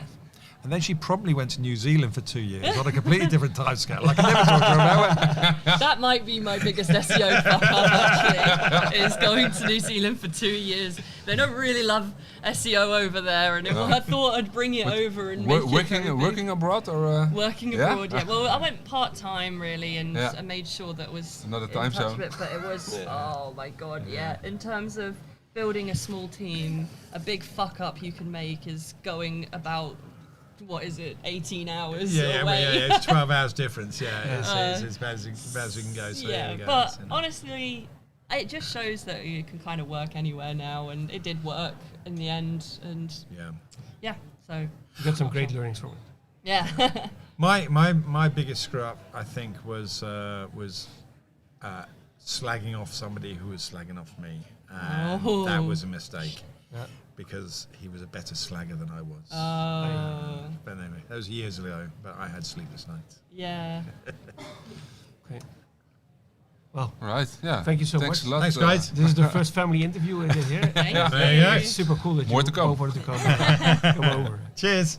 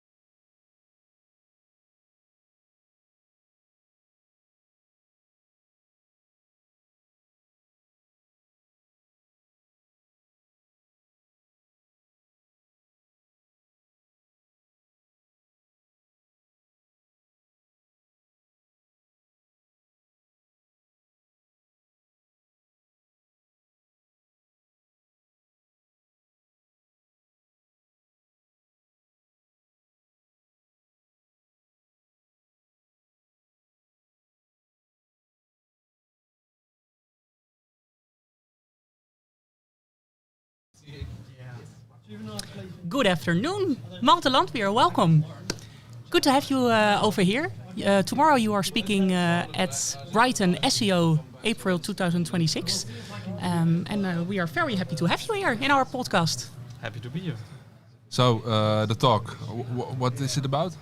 It's about ChatGPT and how shopping in ChatGPT works. Specifically these shopping sliders or like product carousels, product tables, how ChatGPT selects the products, where it finds them, and what you can do to potentially increase your visibility there. Okay. Nice. And before we dive a little bit more deeper into that, can you maybe introduce yourself for our listeners? Sure. I'm Malte. I'm currently Chief Marketing Officer at Peak AI. It's a software to track your visibility in AI-based search engines. I spent the last 25 years working in the SEO space, usually with some combination of product marketing, and spent the last 5 years at Idealo, running a very large SEO team there. Was a member of the executive team, and before that spent 5 years building SEO software at Searchmetrics. Wow. Searchmetrics, I used it in the past. Yeah, it was a really good tool. Yeah. Indeed. Hey, and what do you think about all the stuff what is going on right now within the SEO world? What stuff specifically? Yeah, there's so much going on. I'm really curious what you think when you hear this question. No, I mean there's of course like a general shift happening right now where things are not as easy anymore as they used to be. Some of our KPIs are no longer working. Traffic is going down, where SEO was usually a channel that could always say, hey, I have the best ROI if we look at price per click, right? But now these clicks are no longer happening in some cases because of AI overviews, because of ChatGPT, and the decisions are still being influenced by the work that people are doing, whether we call them SEOs or AEOs or GEOs, but it's much harder to measure. And I think that makes it more difficult for SEO teams to know are they moving in the right direction, but also to prove their value towards a CMO, CFO, CEO. So a lot of things are changing there. Then we have a very unnecessary debate what to call it, whether it's AEO, GEO. Today I also heard GSO, Generative Search Optimization. We kind of buried the term LLMO, luckily, that was the worst one. But the whole debate is so unnecessary. It is. But a lot of people focus the energy on it. Yeah. And I also see a trend where now management teams suddenly have a very, very big interest in GEO, who never cared about SEO. Yeah. And I regularly speak to head of SEOs who in the past had to wait for weeks to talk to like the CEO, the CFO, and it happened like twice a year, and now they are expected to have a monthly meeting where they need to explain what's happening in an AI search and have to proactively answer questions that are coming all the time. And I think that's a big change that's happening in many companies right now. Positive change for SEOs, right? Because you're taken more seriously in the boardroom. Yeah, that was actually what I was wondering. Do you think that is a negative or a positive kind of thing? It depends. So there are people who embrace it and they use the executive presence to get more resources, larger teams, more influence. Because if you look at AI search, the head of SEO cannot really win that alone, right? You need help from your influencer management team, from your social team, from community management, from brand marketing. Even what your customer support team is writing in your help center has huge impact on what LLMs say about your brand. So you can embrace that and then get more scope, more budget, more responsibility. But of course, there are also people who don't want that, because up until like 2 years ago, you could be a very, very good head of SEO without ever thinking about budgets, campaigns, or justifying things. Because at the end of the day, the CFO looked at the numbers. They were like, okay, this team costs me, I don't know, $500,000 per year. We make 10 million per year with SEO. I don't care about the details.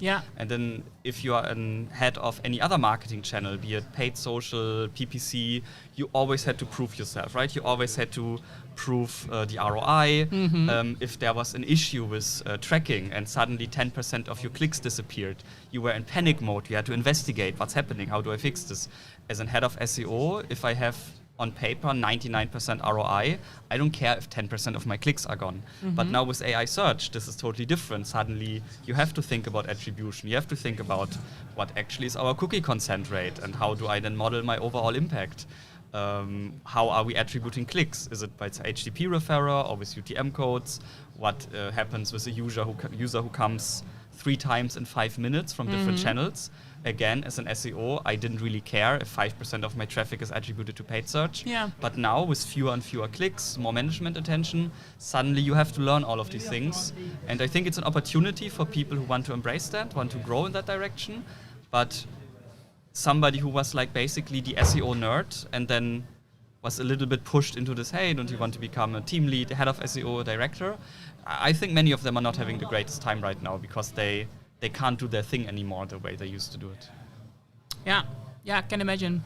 But still, we also hear from SEO managers that they kind of see it as a positive kind of thing, that there is way more attention now for it. That at least the conversation is way more there in the boardroom itself, you know? Yeah, it's a branding conversation. Yeah, not an exactly. only SEO conversation. But that is super interesting, also what you now share. And hey, tomorrow, of course, you are going to talk here. What do you want to tell the people? I think the biggest takeaway is that people always talk about having these custom integrations with ChatGPT to send them your product feed, and they are building this big knowledge graph of products. But to a degree that is true for Shopify, Etsy, Walmart, Dell, and a few big other shops in the US. Yeah, the pilots, yeah. But something like 99% of products that end up in this product carousel, they are based on scraping. And ChatGPT is scraping Google Shopping. Yeah. So we did research together with Tom Wells, an independent researcher in the space, and we identified that there are not just fan-out queries, there are also shopping fan-out queries, and you can find them in the streaming data that is happening between the ChatGPT server and your browser, and they take these and they put them into Google Shopping. I think I saw your research, And, really nice. Yeah, of course that changes many things, right? Because it means if you get online in Google Shopping with this free feed in Google Merchant Center, you can 1 day later be in ChatGPT. And there's one online shop where I did this. I added them to Google Merchant Center. They were not there before. The next day they were in Google Shopping. And if you look at the prices, the reviews, the availability, it's very, very clear that the data source is just scraped Google Shopping. Yeah. And it's organic shopping, right? It's not paid shopping. Yes, so it's that makes the clue really important, I guess. Because shopping always is a paid discussion. 90% of the Google SERP is paid. But when it comes to AI shopping, it isn't. Yeah, and organic shopping in Google usually had rather low traffic levels until very recently. And there's a ton of knowledge how to optimize for that. And I think many people have been ignoring it, but now optimizing Google Shopping will immediately lead to also more clicks from ChatGPT. The problem is, since it's scraped data, also the URL parameters are taken. Okay. So if you do your attribution based on UTM parameters, you will see a UTM parameter like Google Shopping non-paid. But the click is actually coming from ChatGPT. Okay. And that's of course a huge challenge, because there are potentially many companies that now misattribute their free traffic, free organic shopping traffic, and lump whatever ChatGPT is sending them in with Google. Yeah. So how do you work with that right now? Or do you have an advice how to work with that? I mean, I would measure it, first of all. I would make sure that, the first thing is actually have a UTM parameter, because some people don't even have the UTM parameter for organic shopping in Google, which is already horrible. And then have a rule that when the HTTP referrer is not google.com, but there's... Conference venue, the session 3 will be starting in 10 minutes. Okay. What was the last thing I said? The parameters. Yeah, parameters. UTM. So the first thing to do is have a UTM tracking parameter in your Google Merchant Center. Some people don't even have that, and then they are already blind on that side. But then you now need a logic. If the HTTP referrer says google.com, and I have the shopping parameter, it's Google Shopping Organic. But if the HTTP referrer says chatgpt.com, or is empty, and in the URL I see the UTM parameter for Google Shopping, it's likely coming from ChatGPT Shopping now. So that's the first thing. Okay. And then of course you can optimize for it. So one thing is get a software that shows you the shopping fan-out queries, not just the normal fan-out queries. Because sometimes ChatGPT introduces new words in the fan-out query that were not part of the original search. Okay. So that is probably a word you want to have on your product details page and in your product feed. Yeah.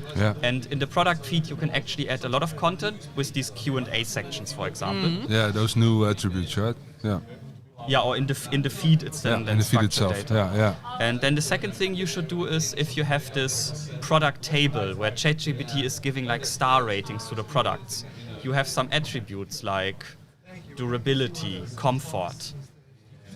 You should absolutely take these terms and also write about them on your product details page and also put that in the feed. And it should be like how you would always do it for ChatGPT. It should be a short statement, maybe like 50 words. Okay. It should be declarative, so not like some unclearness, but like a very declarative, authoritative statement. It should be self-contained, that it makes sense in itself. And if you see that durability is one of the attributes that ChatGPT is using to rate all these products, you should write, I don't know, this sneaker has great durability as proven by, I don't know, reviews from Business Insider and Forbes or whatever.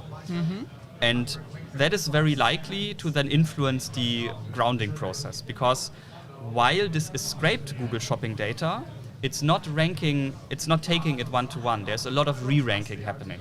There is a correlation with your ranking, but it's not exactly the same. So very, very likely, ChatGPT is also using the data it gets from the normal fan-out queries and from the context it pulls from the feed, from your product pages, to realign everything a little bit. So just try to write positively with proof about the things where ChatGPT is scoring products, and also include the terms that ChatGPT introduces via the fan-out queries. This is actually the two things I would do additionally to everything you would hopefully already do for Google Shopping. Makes a lot of sense. Yeah. But will there be a time that we can upload the feed into ChatGPT? Because we already filled in the form. Everyone did, I guess. In my previous job, I also filled in that form. And I never heard back. No. I mean, I worked in the price comparison space for 5 years, so I know how challenging it is to actually aggregate all of these feeds and deduplicate them. And then it gets really bad with online shops that are lying. Like they just say this is a Dyson and this is the like the ASIN etc. IDs from Dyson, but it's not a Dyson. It's like some cheap knockoff brand, and this is happening a lot on eBay, for example. It's not eBay doing it; it's eBay merchants doing it. But then you need to build now a reputation system to rank eBay merchants. I mean, it's what we did in my previous job. But now multiply this times 1,000 marketplaces, because maybe on Kaufland in Germany or maybe on Walmart in the US, maybe there's also one merchant who's intentionally lying or just has an issue. And then do you attribute all of the reputation of Walmart or eBay to these merchants? And then you have also new shops coming up. You have also old shops being sold and then suddenly turning into like fake shops, scam shops. You have cases where D2C brands have really zero control over their data and just tell you like it's crap basically what they put in their feed, because they have no way to handle their data. They just click something together and hope it works. And you have to deal with all of these things. Or there are categories like bicycles, where some online shops talk about the size of a bicycle by the inches of the frame, and others look at the inch of the wheel. And in theory, you can modify both. So you have to build a custom solution for bicycles to match the online shop that talks about the frame size to the online shop that talks about the wheel size, because both are the same product. And if you really want to consume product feeds, you need to take all of this. And then there are more edge cases like iPhones. iPhone doesn't All actually... delegates, please make their way to their chosen conference venue, as session 3 will be starting imminently. Like iPhones. Like for you and me, the iPhone 16 is a product, right? But actually that's not true. This doesn't exist. There is iPhone 16 in blue, 256 gigabyte, black with a terabyte, etc., etc. So you have to build a system that maps variants to like a product that actually doesn't exist, because it's just like an umbrella term. And for the iPhone, probably it's very important, the different variants. But there are other products where the variants don't matter because they are all the same. You have contact lenses where every single contact lens has 300 variants because of the different thickness and how it's bent, etc., etc. And all of this you have to build. And yes, it's now easier with AI to build, but it's still a major effort. Yeah. And my feeling is OpenAI thought this would be very easy, so they started it. Yeah. And now they realize this is actually really hard. You have to create some kind of index then. Yeah. Yeah, you need to build like a shopping graph, like Google built it. But Google did it over years. And still, Google's is not perfect. No. So I have the feeling they had this on the agenda, but deprioritized it a lot. It's more efficient to just scrape shopping. Yes. Yeah. And it's good for us. Definitely. Otherwise, we had XML feeds uploading into, or product feeds uploading into ChatGPT. It's also an opportunity, but yeah. Hey, and if we simplify your whole story, because you're already explaining it really well, of course, but there are people who don't do this yet within ChatGPT. What is your advice how to start on this in a simple kind of way? Specifically for shopping? Yeah. Go to Google Merchant Center, connect your feed, deal with any error messages, click this checkbox that you want the free organic traffic. That is the basis. Once you have done that, you might already appear in ChatGPT. You should probably test this, like search for very specific things in ChatGPT where you would assume to show up.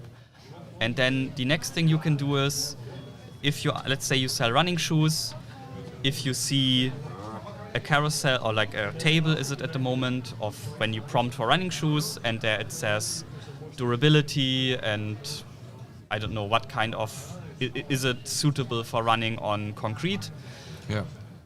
Use these terms of inspiration for what to write on your product pages and make sure whatever is written on your product pages is also in your feed. Ideally, your feed just takes the content from your product page and you don't copy and paste all the time. But yeah, that's the first optimization step.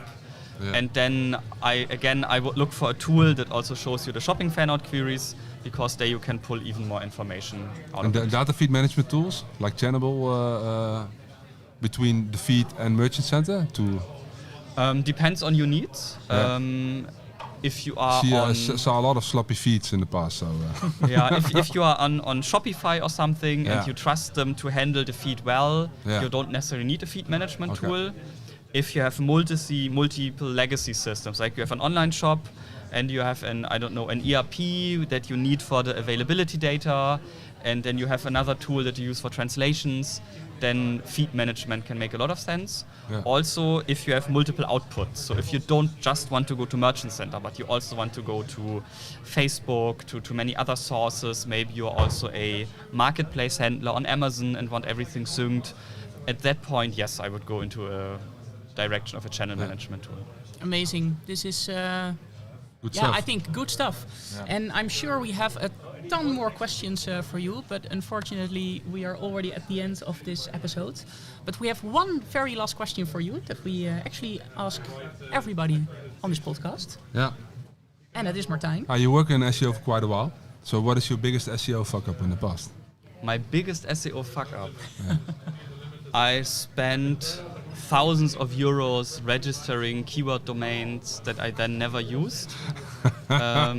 Specifically, I once had the idea that many German cities are still available as an .org domain. Yeah. And I registered a ton of them.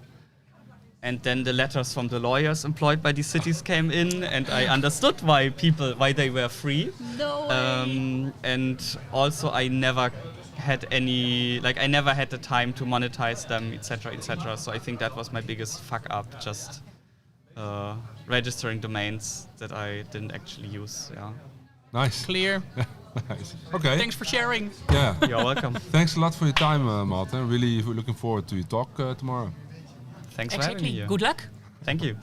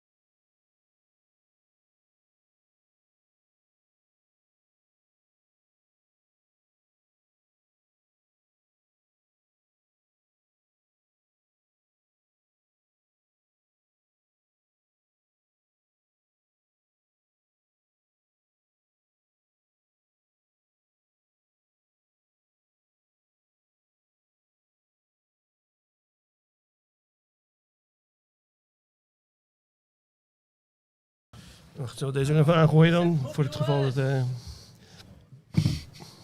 Fans. Onze fans zitten daar inderdaad. Yes. Donderdagmiddag, Brighton SEO. En we zitten hier met Bas de Rooij. Hallo. Welkom. Welkom Ja, Bas. Leuk. Dat wil je maar over praten. Ja, toch? Bas, waar ben jij begonnen binnen SEO? Ik ben als trainee begonnen. Oké. Iets meer dan, dat is 6,5 jaar geleden denk ik vanaf nu. Bij To Be Found. En dat was eigenlijk gewoon een SEO traineeship ook. SEO content. En toen zijn we eigenlijk lekker gaan deepdiven. Kon ik lekker meeleunen op een senior. En sindsdien eigenlijk kunnen doorgroeien. En ik zit nog steeds bij To Be Found. Ja. Dus, was er op dat moment al een redelijk team ook? Je zegt er was een senior die je hebt begeleid om meer ervaren te worden. Er zitten best wel wat mensen nog vanuit de kern, zo gezegd. Ja. Maar dat, het was ietsje kleiner dan nu. Ja. Maar goed, we zijn ook alweer qua team juist weer wat teruggegroeid ook de afgelopen jaren. Dus, Ja. Dat is ook een beetje de reden waarom we je gevraagd hebben om hier vandaag aanwezig te zijn natuurlijk. Want binnen To Be Found ben jij de SEO teamlead. Ja. Je hebt al eens eerder binnen de SEO Brein community ben je ook al eens een keer langs geweest. En dan heb je natuurlijk ook al een masterclass had volgens mij gegeven. Ook van roundtable. Of een roundtable was het inderdaad. Ja. Ja, dat was een soort webinar met hoe om te gaan als teamlead. En ik denk dat het heel interessant is voor onze luisteraars, ook en voor de mensen die meekijken op de livestream. Van joh, er gebeurt natuurlijk enorm veel in SEO op dit moment. Iedereen heeft het over al die AI-zaken en zulke dingen. Maar los daarvan heeft dat natuurlijk ook gewoon een enorme impact op je organisatie. Ja. En hoe je omgaat met, als teamlead met het groeien, met het ontwikkelen van je personeel van junior tot senior.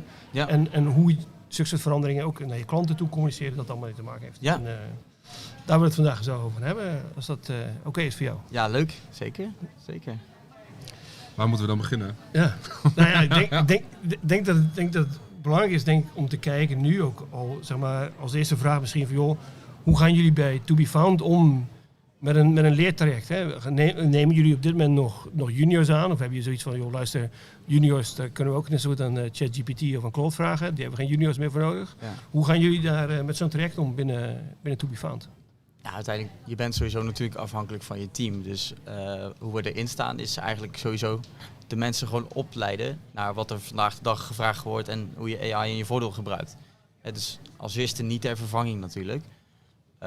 To Be Found is ook van oudsher eigenlijk ontstaan, juist vanuit talentontwikkeling, zowel traineeships als stages en de ruimte bieden om je daarna lekker te gaan ontwikkelen en optrekken.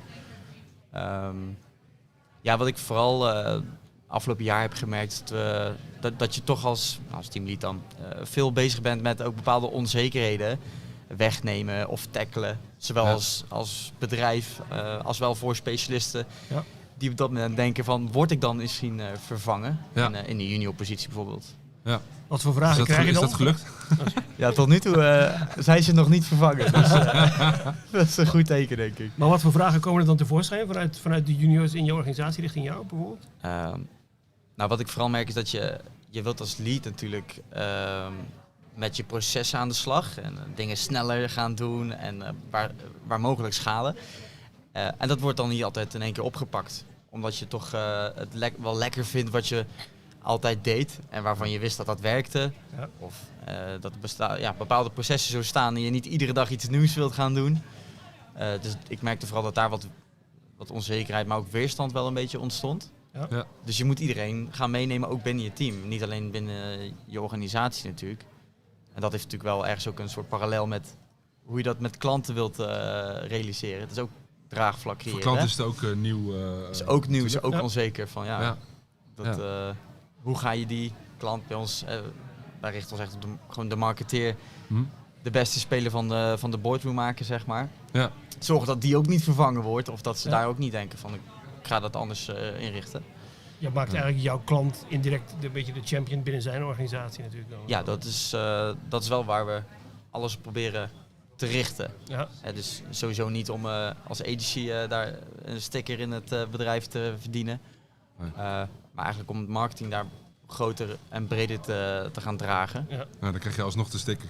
Dat is het effect ervan, ja, toch? We mogen dan samen blijven werken en uiteindelijk doe je het dan vooral samen. En dat is wel Je draait al een tijd mee natuurlijk bij To Be Found, ook vanuit de trainee die je zelf was. Neem je nu ook een andere junior aan dan dat je dat 3 jaar geleden zou doen? Zou dat een ander type persoon zijn nu? Ander type persoon... Niet per se, denk ik. Ik denk dat als je helemaal terug zou gaan naar bepaalde kenmerken of eigenschappen dat iemand moet hebben. Het gaat allemaal zo snel nu. Ja. Je wilt vooral iemand die leergierig is en die eigenlijk volgende week weer opnieuw open zou staan om een andere tool te proberen. Maar dat kan al een verandering zijn, hè? Dat je nu meer op zoek bent naar meer nog leergierige meer. en eager personen. Ja, nog meer eager eigenlijk. Ja. En ik herken dat wel vanuit mezelf. Ik was dat altijd wel gewoon lekker eager. En je kan ook niet anders, hè, als je nog moet gaan leren. Ja, je moet. Ja. Dus, maar dat is wel denk ik nu met en dan zit je zelf eigenlijk ook nog mee met alle AI-tools die er nu zijn. Dat je ook keuzes moet maken. Welke ga je als eerst testen? En niet alles zal ook slagen. Dus ik denk dat ik ook op zoek zou gaan naar een bepaalde mentaliteit van... Het is niet erg en we stimuleren het zelfs als je een keertje op de grond valt. Ja, je moet gewoon fouten maken om te leren. Het is nodig om nu te leren en juist ook weer te kunnen weten wat dan niet werkt. Ja. En hoe groeit een persoon dan nu? En als je dan ik denk dat je 5 jaar terug kon je makkelijk zeggen... Je groeit van een junior naar een medior naar een senior... door een bepaald aantal vlieguren in bepaalde tools te hebben. Een bepaald aantal keer een keyword research gedaan te hebben. Een screaming frog gedaan te hebben. Een bepaald type klant kunnen managen. Maar nu ook zulke soort processen dus potentieel schaalbaarder worden, sneller gedaan kunnen worden. Ja. Zonder dat je meer breincapaciteit moet hebben. Je kan op een knopje drukken en er wordt een keyword research voor gedaan. Hoe word je dan van junior naar medior naar senior gebracht? Ik denk dat je in zekere mate een sterkere vorm van reflectie moet helpen ontwikkelen. Ja. Om de output overal van te kunnen toetsen en je eigen processen onder de loep durven te leggen. Want ik merk nu ook wel eens bij de mensen die gewoon of nog net binnenkomen of bijna direct met ChatGPT in aanmerking komen voordat ze nog de rest hebben gezien. Dat alles waarheid is wat er uit dat ding komt. Ja. En dat is lang niet altijd zo. En dat merk je als je zelf een keer de output mensen, controleert. Ja. Dus, Dus, hoe maak je ze daar bewust van dan? Dat dat niet altijd de waarheid is en dat ze dus inderdaad dieper moeten gaan en niet alles zomaar blindelings aan moeten nemen? Ja, dat zit er natuurlijk in veel in die zin samen evalueren. Ja. Of zeggen van joh, voordat wij gaan zitten, mag je zelf 5 keer die prompt teruggeven. Wil je mijn werk nog eens 1 keer goed vanuit dit oogpunt beoordelen? Ja. Dan heb je waarschijnlijk toch alweer 5 punten gevonden, want dat doet hij dan ook wel weer. Ja. Ja. Dus het is heel erg wat je vaak vraagt, vind ik nog wel. Dat je dan ook krijgt. Vind je dit ijsje net zo lekker als ik? Dan zegt hij denk ik ja, weet je wel. Dat, Of de internetverbinding eruit halen en dan kijken of ze het nog steeds op kunnen lossen. Ja.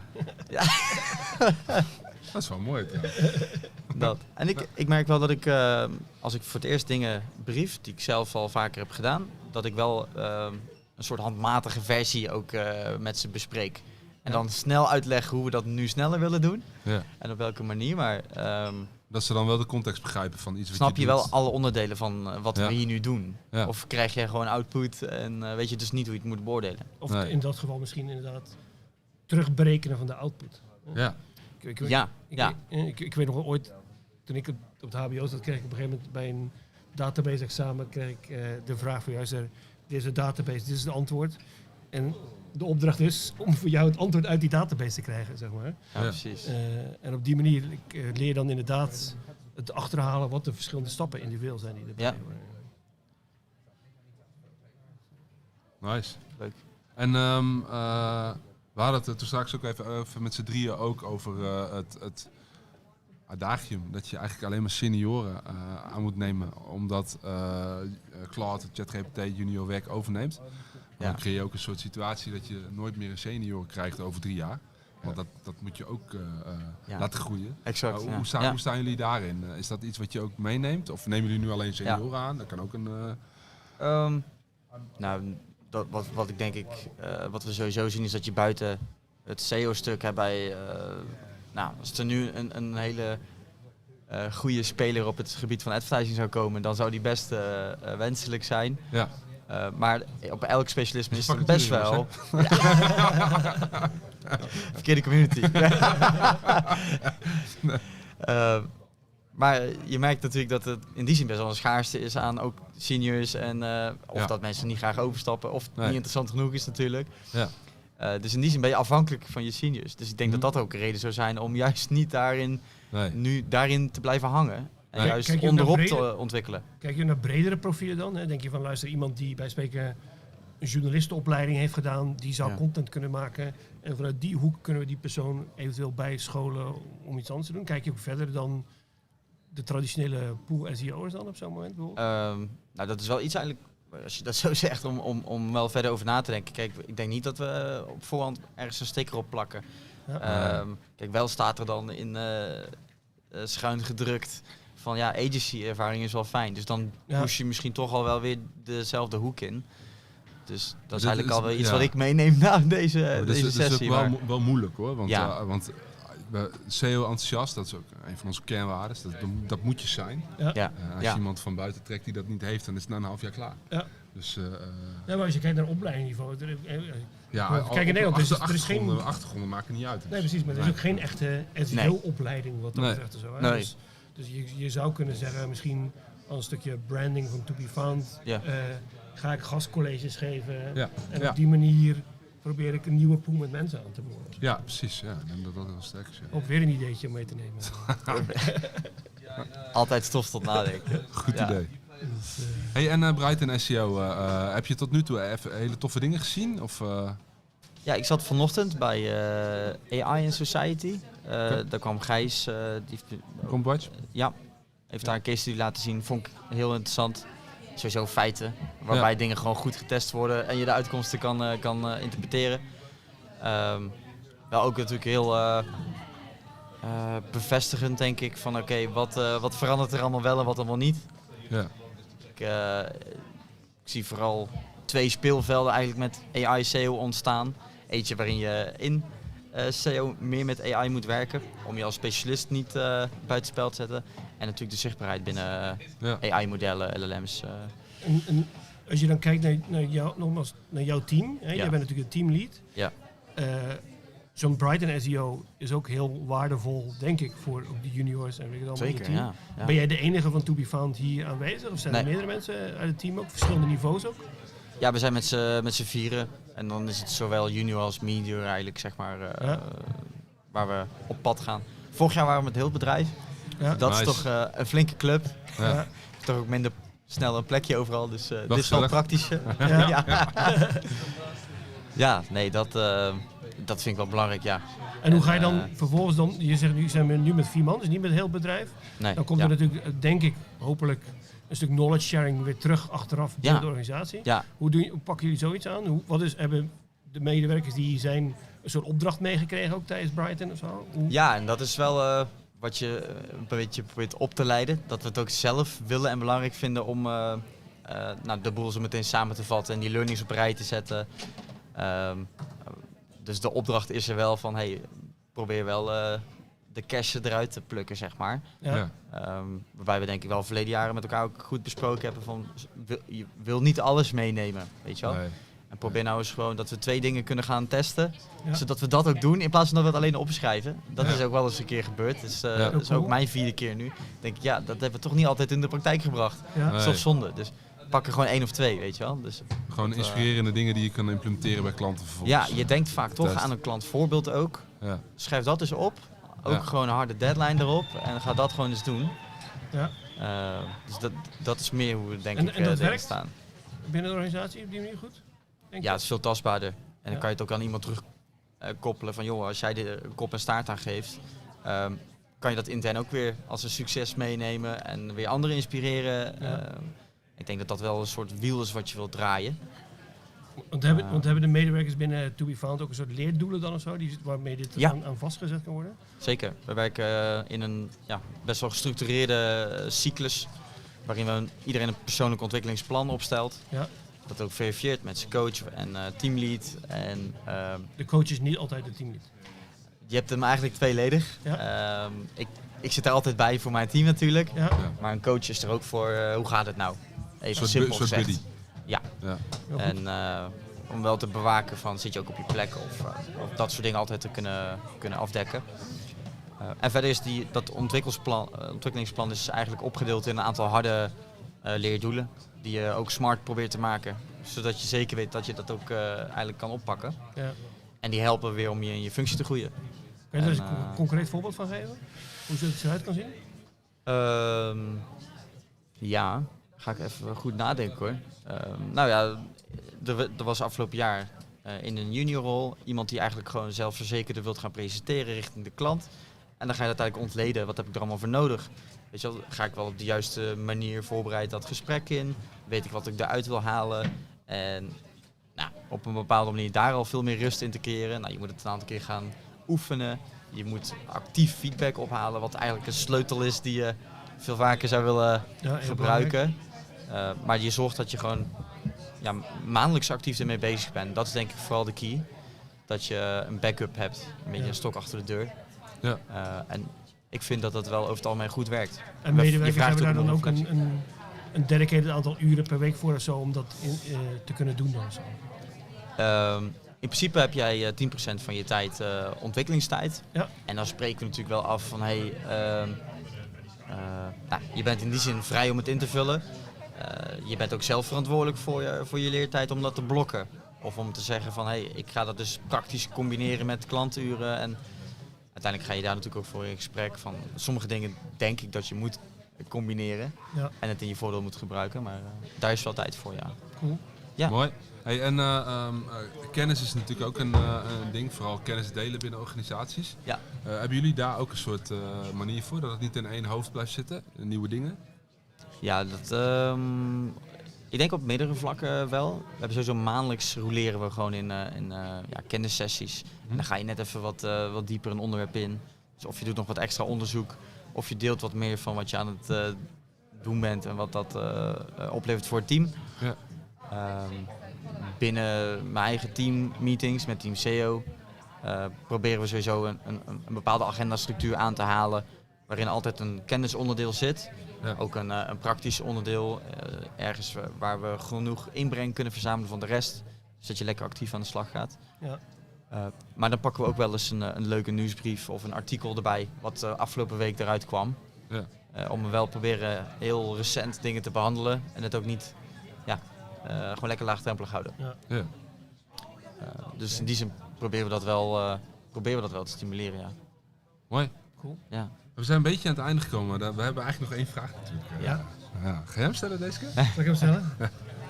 Ik denk dat het wel heel interessant is bij Bas om de vraag te beantwoorden te krijgen, omdat je natuurlijk het hele traject binnen één organisatie hebt gezien van junior tot nu teamlead. Ja. De vraag die we eigenlijk altijd stellen aan onze gasten, wat is eigenlijk je grootste SEO fuck-up geweest? En ik denk dat het wellicht in jouw mooie traject bij To Be Found, hopelijk heb je een mooie fuck-up gehad. Ja. Waardoor je heel veel hebt kunnen leren die je nu weer kan bijdragen aan je teamleden. Ja. Om daar die fuck-up niet mee te maken. Dus deel ons je fuck-up. Ja, ik heb hier natuurlijk wel eventjes gisteren nog over nagedacht. Toen ik wist dat hier... Dat was altijd mooi. Maar ik ga gewoon... Het eerste waar ik aan moest denken was eigenlijk dat ik een keer een migratie heb gedaan. Waarin ik voor een webshop de afbeeldingen was vergeten. Dus alle image redirects eigenlijk overboord heb gegooid. Oh, kijk. En daar kwam ik achter omdat hij dit uiteraard aardig dipje pakte. Want dat was wel zeker 20-30%. Wat daar toch uitkwam blijkbaar. Afbeeldingen zijn toch wel dus sindsdien zit hij keurig in de checklist. Waarschijnlijk ook van Jeroen morgenochtend. Ja, maar, waarschijnlijk wel, ja. Nee, dus die kwam snel in me op. Ja. Ja, dat geef ik ze wel mee. Die checklists zijn er niet voor niks. En, nee, ja. En ik denk ook wel dat in dit geval inderdaad een checklist is ook een levendig ding. Ja. Want er komen continu nieuwe dingen bij. Ja. Nieuwe fuck-ups van nieuwe teamleden bij. Die de checklist alleen maar beter en groter maken op dat moment. Dat zeker met alle AI-ontwikkelingen. Ja. Proberen we die wel op to date te houden. Dus cool. Ja. Mooi, nice. Dankjewel. Thanks voor je komst, Bas. Ja, dankjewel. Tof dat je erbij wilde zijn. Heel veel plezier natuurlijk op Brighton. Komt goed. We zien elkaar vanavond nog wel. Ja, dat komt een broer. Fantastisch.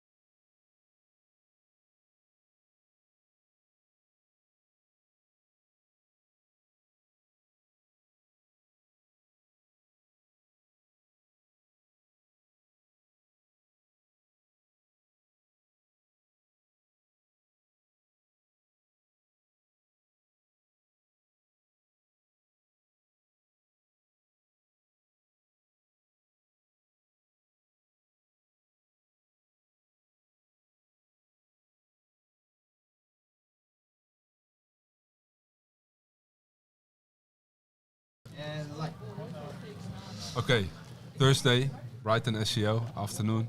We are sitting here with Thomas Peham. Pronouncing correctly, right? Yes, absolutely. Thanks for having me. Thomas is from Italy. Tell us a little bit about yourself. You were talking earlier today on Brighton as well here. Yeah. What did you talk about? What did you want to share with the entire community? Yeah, I mean, I basically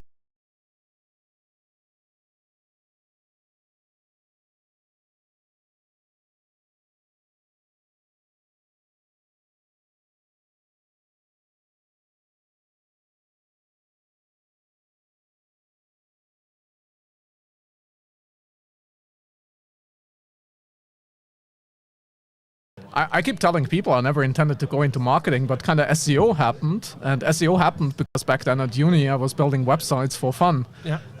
That's how I was making some little nice income, right, to afford my studies. And because of the SEO thesis, I got my first job in an agency. And yeah, throughout the next 16 years, I worked for agencies, media companies, and in my last roles, I led marketing teams at software companies. And I always tell people I never intended to start my own software business, but it kind of happened because I worked at a company called Storyblock. Storyblock is a content management system, and we spent lots of money on Google, both organic and paid programs. And as a CMS, content is super important, SEO is super important. So I kind of started questioning this whole concept on AI and what's happening there after ChatGPT launched, right? And I mean, life was quite different back then. There was some initial hype around ChatGPT, but there was no web search, right? And ChatGPT was not localized at all back then. So I was just tinkering around with that thought that I need a solution. I need an analytics solution that helps me navigate this space. We started hacking away on the weekends with my because you have a developer background a bit then as well? I mean, I would never call myself a dev. I learned some basic HTML front-end stuff, and that's about it. But luckily, I got together with my former work colleagues. One is now our CTO, and he's the techie on the team. He was the techie back then, and I basically created the wireframe, some design mock-ups, and he then turned it into some first prototypes, and that's how we got started, basically building what would later on turn into Otter AI. And 2 years ago already. Yeah, I mean, the first product was launched on April 30th, 2024. Yeah. We just put it live on Product Hunt because we wanted to get some early feedback, right? It was a side hobby, really, right? And we wanted to see, are people using it? Are people even interested in the topic? I did some early user research. I spoke to lots of other marketers, and everybody, I mean, this was early 2024 where there wasn't even AI overviews, right? Google still back then called it SGE, and it was like a beta product. So I did some market research, and everybody was like, yeah, Thomas, you're actually right. We don't have a solution for that space, but lots of people told me back then they haven't thought about this as a problem or as a challenge, right? So after working on the prototype a bit, we were like, fuck it, we just put it live. It was an awful product, to be honest, right? We weren't proud about it, but isn't that the thing? Like the first version you launch should be ashamed if you're proud about it, you should. You're definitely launching too late. Exactly. But yeah, we put it live. Minimum viable proudness. Yeah. Good one. Sure. But yeah, so we launched on April 30th, and I still remember that date because we got I think we were product number 2 of the day. We got a couple hundred people signing up, and through the week we got about 500 people signing up and using it, and it gave us some really good feedback, right? People are like, well, you're onto something, keep building, it's super creative and whatnot. Then 2 weeks later, Google introduced AI overviews. So the whole SGE thing was gone, and the AI overviews were launched in the US. And we were like, shit, we just built this product for SGE, right? What do we do now?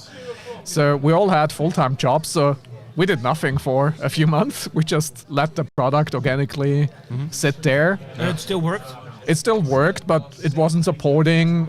Back then, we were supporting ChatGPT and SGE of some form, but not the AI overviews, right? And everybody was asking for Google AI overviews after it launched. So we didn't do anything, and then in October 24, I realized, although we didn't do any marketing, any product development, we still had active users. We kept even growing, and so we were like, we need to do something about it, right? We need to support Google AI overviews. So I left my full-time position and decreased some work amount in October 24. So we got more time to build the product. We basically relaunched the product up until end of November. Then we launched it, and suddenly we got 1,000 people signing up for it, and we're like, oh shit! Now this is probably a proper business. This is going somewhere. In December, TechCrunch. The little oh shit moment. Yeah, those gradually add up in a way, right? So, this was November, December 24, and then TechCrunch approached us. They wrote an article, and then beginning of the year, we were like, okay, now let's form a company, let's build a proper team, let's build a proper product. So we started the LTD in Austria. It took a few months, but in March 25. And we quit our jobs. We started full time, and since then we've been adding now. We're now 17 team members, full time on the team, fully remote. Team is spread across Europe. We did it in a bootstrapped way, which we're very proud of, right? Yeah. I mean, as you know, it's a hot market. There's lots of VC money that came into that market, but we didn't want to go that path. And I mean, it was just our decision as founders to keep that freedom and keep it to us. Yeah. But still, we managed to onboard 25,000 marketing professionals today to the platform in a fully self-serve PLG way. Yeah. As mentioned, grown the team, and I'm looking at the last 2 years. I'm like, when did all of that really happen? Like, how did you come up with the name Otterly? Oh, that's a fun one.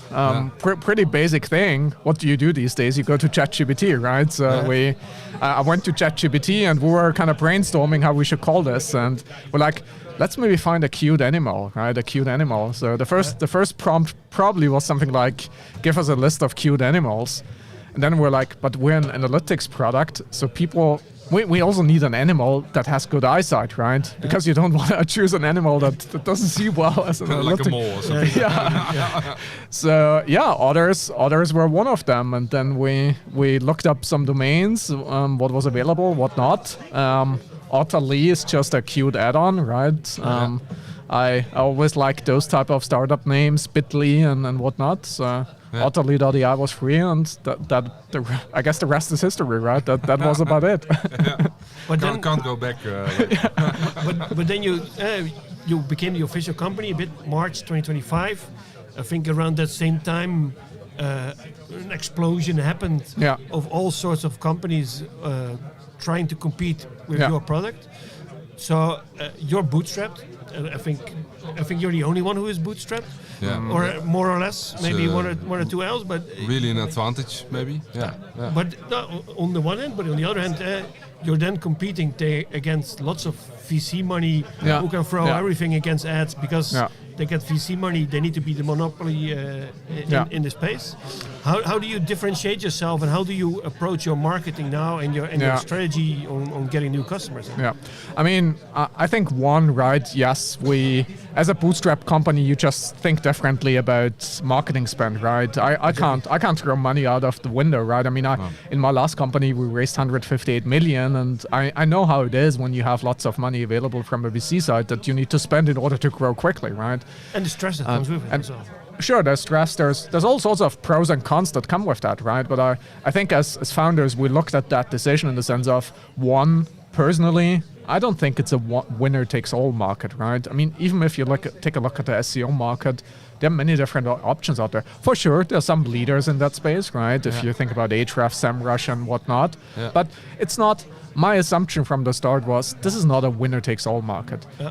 But VC money is betting on there's one winner-takes-all kind of market. So that was kind of one mental conflict I had on why not taking VC money, right? Because I personally just think it's not a winner-takes-all market. For sure, how do we think about marketing? Our marketing strategy is super simple. We do things like this, right? That I'll get the chance to speak at Brighton SEO to share our knowledge. We don't have the budget, but we have the expertise. I work in marketing since 16 years. My colleague Klaus is a bit older than myself. He's even in the space longer. We have Rick on board as a geo strategist. So, we built the product in the first place because of us marketers looking for a solution, and now it happened that we help so many other marketing teams. And long story short, we try to digest everything we learn. We publish everything you learn. You get the no-fluff answer from me on what works, what doesn't work. And that was really also today's talk about what we tested, best of what we tested in AI search, what works, what doesn't work. And I think that's the joyful part about running this business, that I don't have a boss, I don't have anyone to report to. I can say what I think is true, let's say, and that's how we approach what things. Does work on? I knew this question was coming. What is the golden nugget that everybody wants to hear from you? Well, I mean, we this morning, I mean, by now I'm really upset about the whole LMS.txt kind of discussion, but it's still a discussion and it's still a myth, right? What we're seeing that it doesn't work, right? Based on our own data, based on our customer data, implementing your own LMS.txt file, it literally has zero impact on your visibility on AI. Yeah. We see on our own website that 0.1% of crawlers access that page. That text file is performing 3 times worse than on average all the other pages. Yeah. And that's one thing. There's a whole buzz right now about structured data, right? And I think structured data is great per se. It's great for Google, but if you think about schema markups, we've run a large scale test, for example, where we implemented schema markup on 2,000 pages because we wanted to understand, is it moving the needle? Is it moving the needle in terms of these pages getting more citations on ChatGPT, for example, or Copilot? Yeah. The reality was we moved the needle big times on Google AI overviews. The pages were cited and referenced within the Google AI overviews. I think it went up by 1,500%. Literally, there was 0 to nothing. Now, lots of citations on Google AI overviews. But the reality was we didn't see any impact on ChatGPT, Gemini, AI mode, Copilot. No impact, no correlation there, right? So you're running quite a lot of experiments then? Yeah. I think what's very interesting is how do you come up with an experiment? Well, we hear that from our users, our customers, right? I mean, we talk a lot with a customer success team who talks to our customers. We hear their challenges. We hear what they are thinking about, what they're doing, what they're testing. So that's one source. Second, we now have what we call GEO and SEO strategist, just one person who does that full time. Yeah. We're now hiring a second person who does that full time, because that's how we come up, right, with those ideas and those experiments. And then we try to run them in an isolated manner, right? So we can confidently say it worked or it didn't work, or we're not sure. We need to continue that experiment. Yeah. So it's as simple as that, kind of. And you run it with your own brand then, or also depends within e-commerce or something? I mean, we do a couple of things. One, if it's possible, we run it on our own website, on our own brand. But we also, I think by now, we kickstarted various experiments with a blank sheet of paper. We created a domain, created a website, created a kind of fake brand. Mm-hmm. Just recently, we did an experiment where Rick created an agency website that didn't exist before, and we wanted to understand how certain off-page signals are impacting it. Yeah. So he went on to some PR activity and whatnot. So it depends on the experiment, but sometimes we also get customers and partners involved, right? So we have agencies who are very eager to also run co-experiments with us, and so it's nice, those three sources really. Made me think about, did you attend SEO Benelux? With the Cats TXT? No, the story with, no, not Cats TXT. The story with the Belgian agency that faked an entire newspaper. Okay. To influence ChatGPT answer, and ChatGPT fell for it.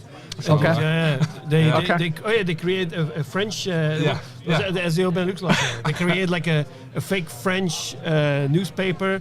Fully fake articles and fake authors, just generating everything, and then to see if they could influence the answers. Cool. Yeah. But it worked really well. Yeah. So that's a huge problem for the future as well, right? Because how can ChatGPT integrate some kind of trust signals? Yeah. That I think, philosophically, that's the challenge, right? Because we as consumers, we trust the AI answer, right?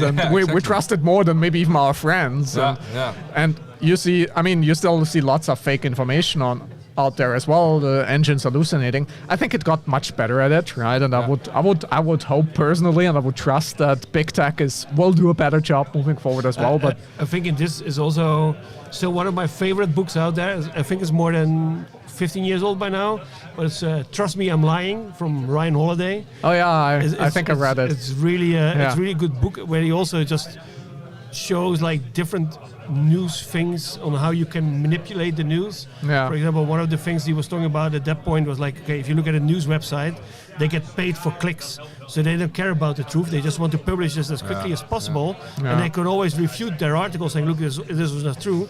But if they take the time to fact check everything, then their competitor already publishes it, and they lose all the clicks, they lose all the advertising budget coming with it. And there's so many things indeed, and a lot of consumers, they blindly trust the ChatGPT and things like this. I mean, it becomes even harder, right, to separate what is real, what is AI generated. I mean, even when you think about content, images, copy, right? I mean, it's literally already impossible for, I mean, my mom to separate, is that a real image or is that an AI generated one? And I heard recently, like Google is, if you generate images, for example, with Gemini, they're gonna have like a certain hex code embedded in the image, so they at least their algorithm understands that, right, and recognizes and that. that's only on the images part. I'm thinking about the fact as well, like maybe I need to come up with a password with my kids, so that if they ever get a phone call when they have a phone, when they're old enough and they have a phone, and they get a phone call from me, and they don't fully trust it, they can always ask for the password on the phone to verify it's me and not a voice agent. I don't think it's getting easier, right? And it's. But there's your role then as author lead to make sense overall, and I think what you're doing with running all of these experiments, it's super interesting to see and really learn helps from. The mark. Helps.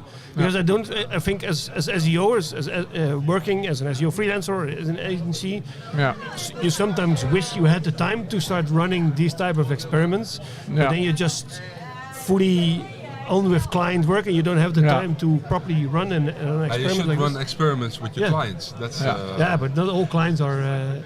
It's not always experiments without telling your I really like clients that are experiment driven and like that style. True. Because, but for sure. I mean, it's not always possible, right? No, it's not always possible. I mean, that's why we're here, right? As said, and that's why we're always telling our community, tell us what you have in mind, right? Pretty cool. We need that input, and then we have the resources, and we give it a try, and we're gonna learn together. That's kind of how we think. That's our marketing strategy, if you will, right? Together. Do it together, and as mentioned before, I don't have like an end goal, right? I'm not building this to do whatever, right? I mean, I'll leave that to the VC-backed companies. So what is not an end goal, but like a B hack or something? What do you do in 5 years with Otterly? To be honest, whenever I made a plan what I'll be doing in 5 years, the plan never happened. So I never planned to work in marketing. What do you do in 2 weeks?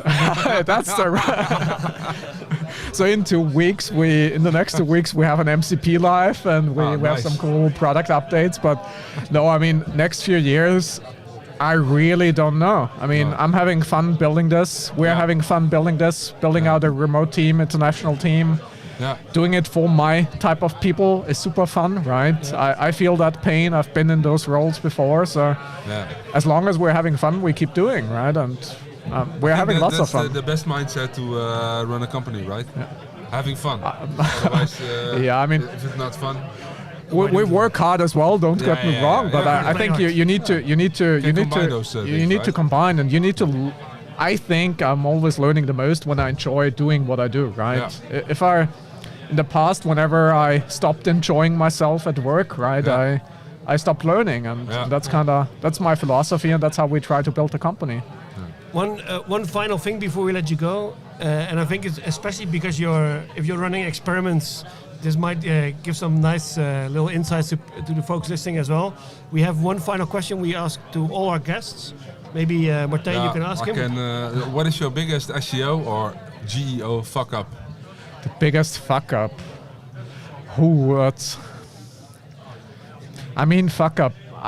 we failed with lots of stuff, right? Like Markdown, we created copycats of our HTML pages in Markdown. Yeah. Didn't work at all. Zero or close to zero bot and crawl activity on it. I don't think it's a fuck up. We learned a lot through that. I mean, we also did some black hat stuff, but I think also basic stuff like putting white copy on a white background to see if the AI bots can read it and it whatnot. It worked for a little bit, I think. It worked for some, and I think it still does work for some. I also we optimize from SEO perspective. Images are super important, right? The whole alt text, file name optimization and whatnot. I don't see that working for us right now from a AI perspective, right? AI doesn't really read that and interpret that. Again, I don't think a fuck up, but just something that doesn't work for us right now. Okay. Well, it's just a learning from something that doesn't work. Yeah. You win or you learn. We never lose. Very good. Well, thank you very much for being part of the podcast here. Yeah, thanks a lot, Thomas. Thanks for having me. Wish you all the best. Yeah, you too. Enjoy the event. Okay. Will do.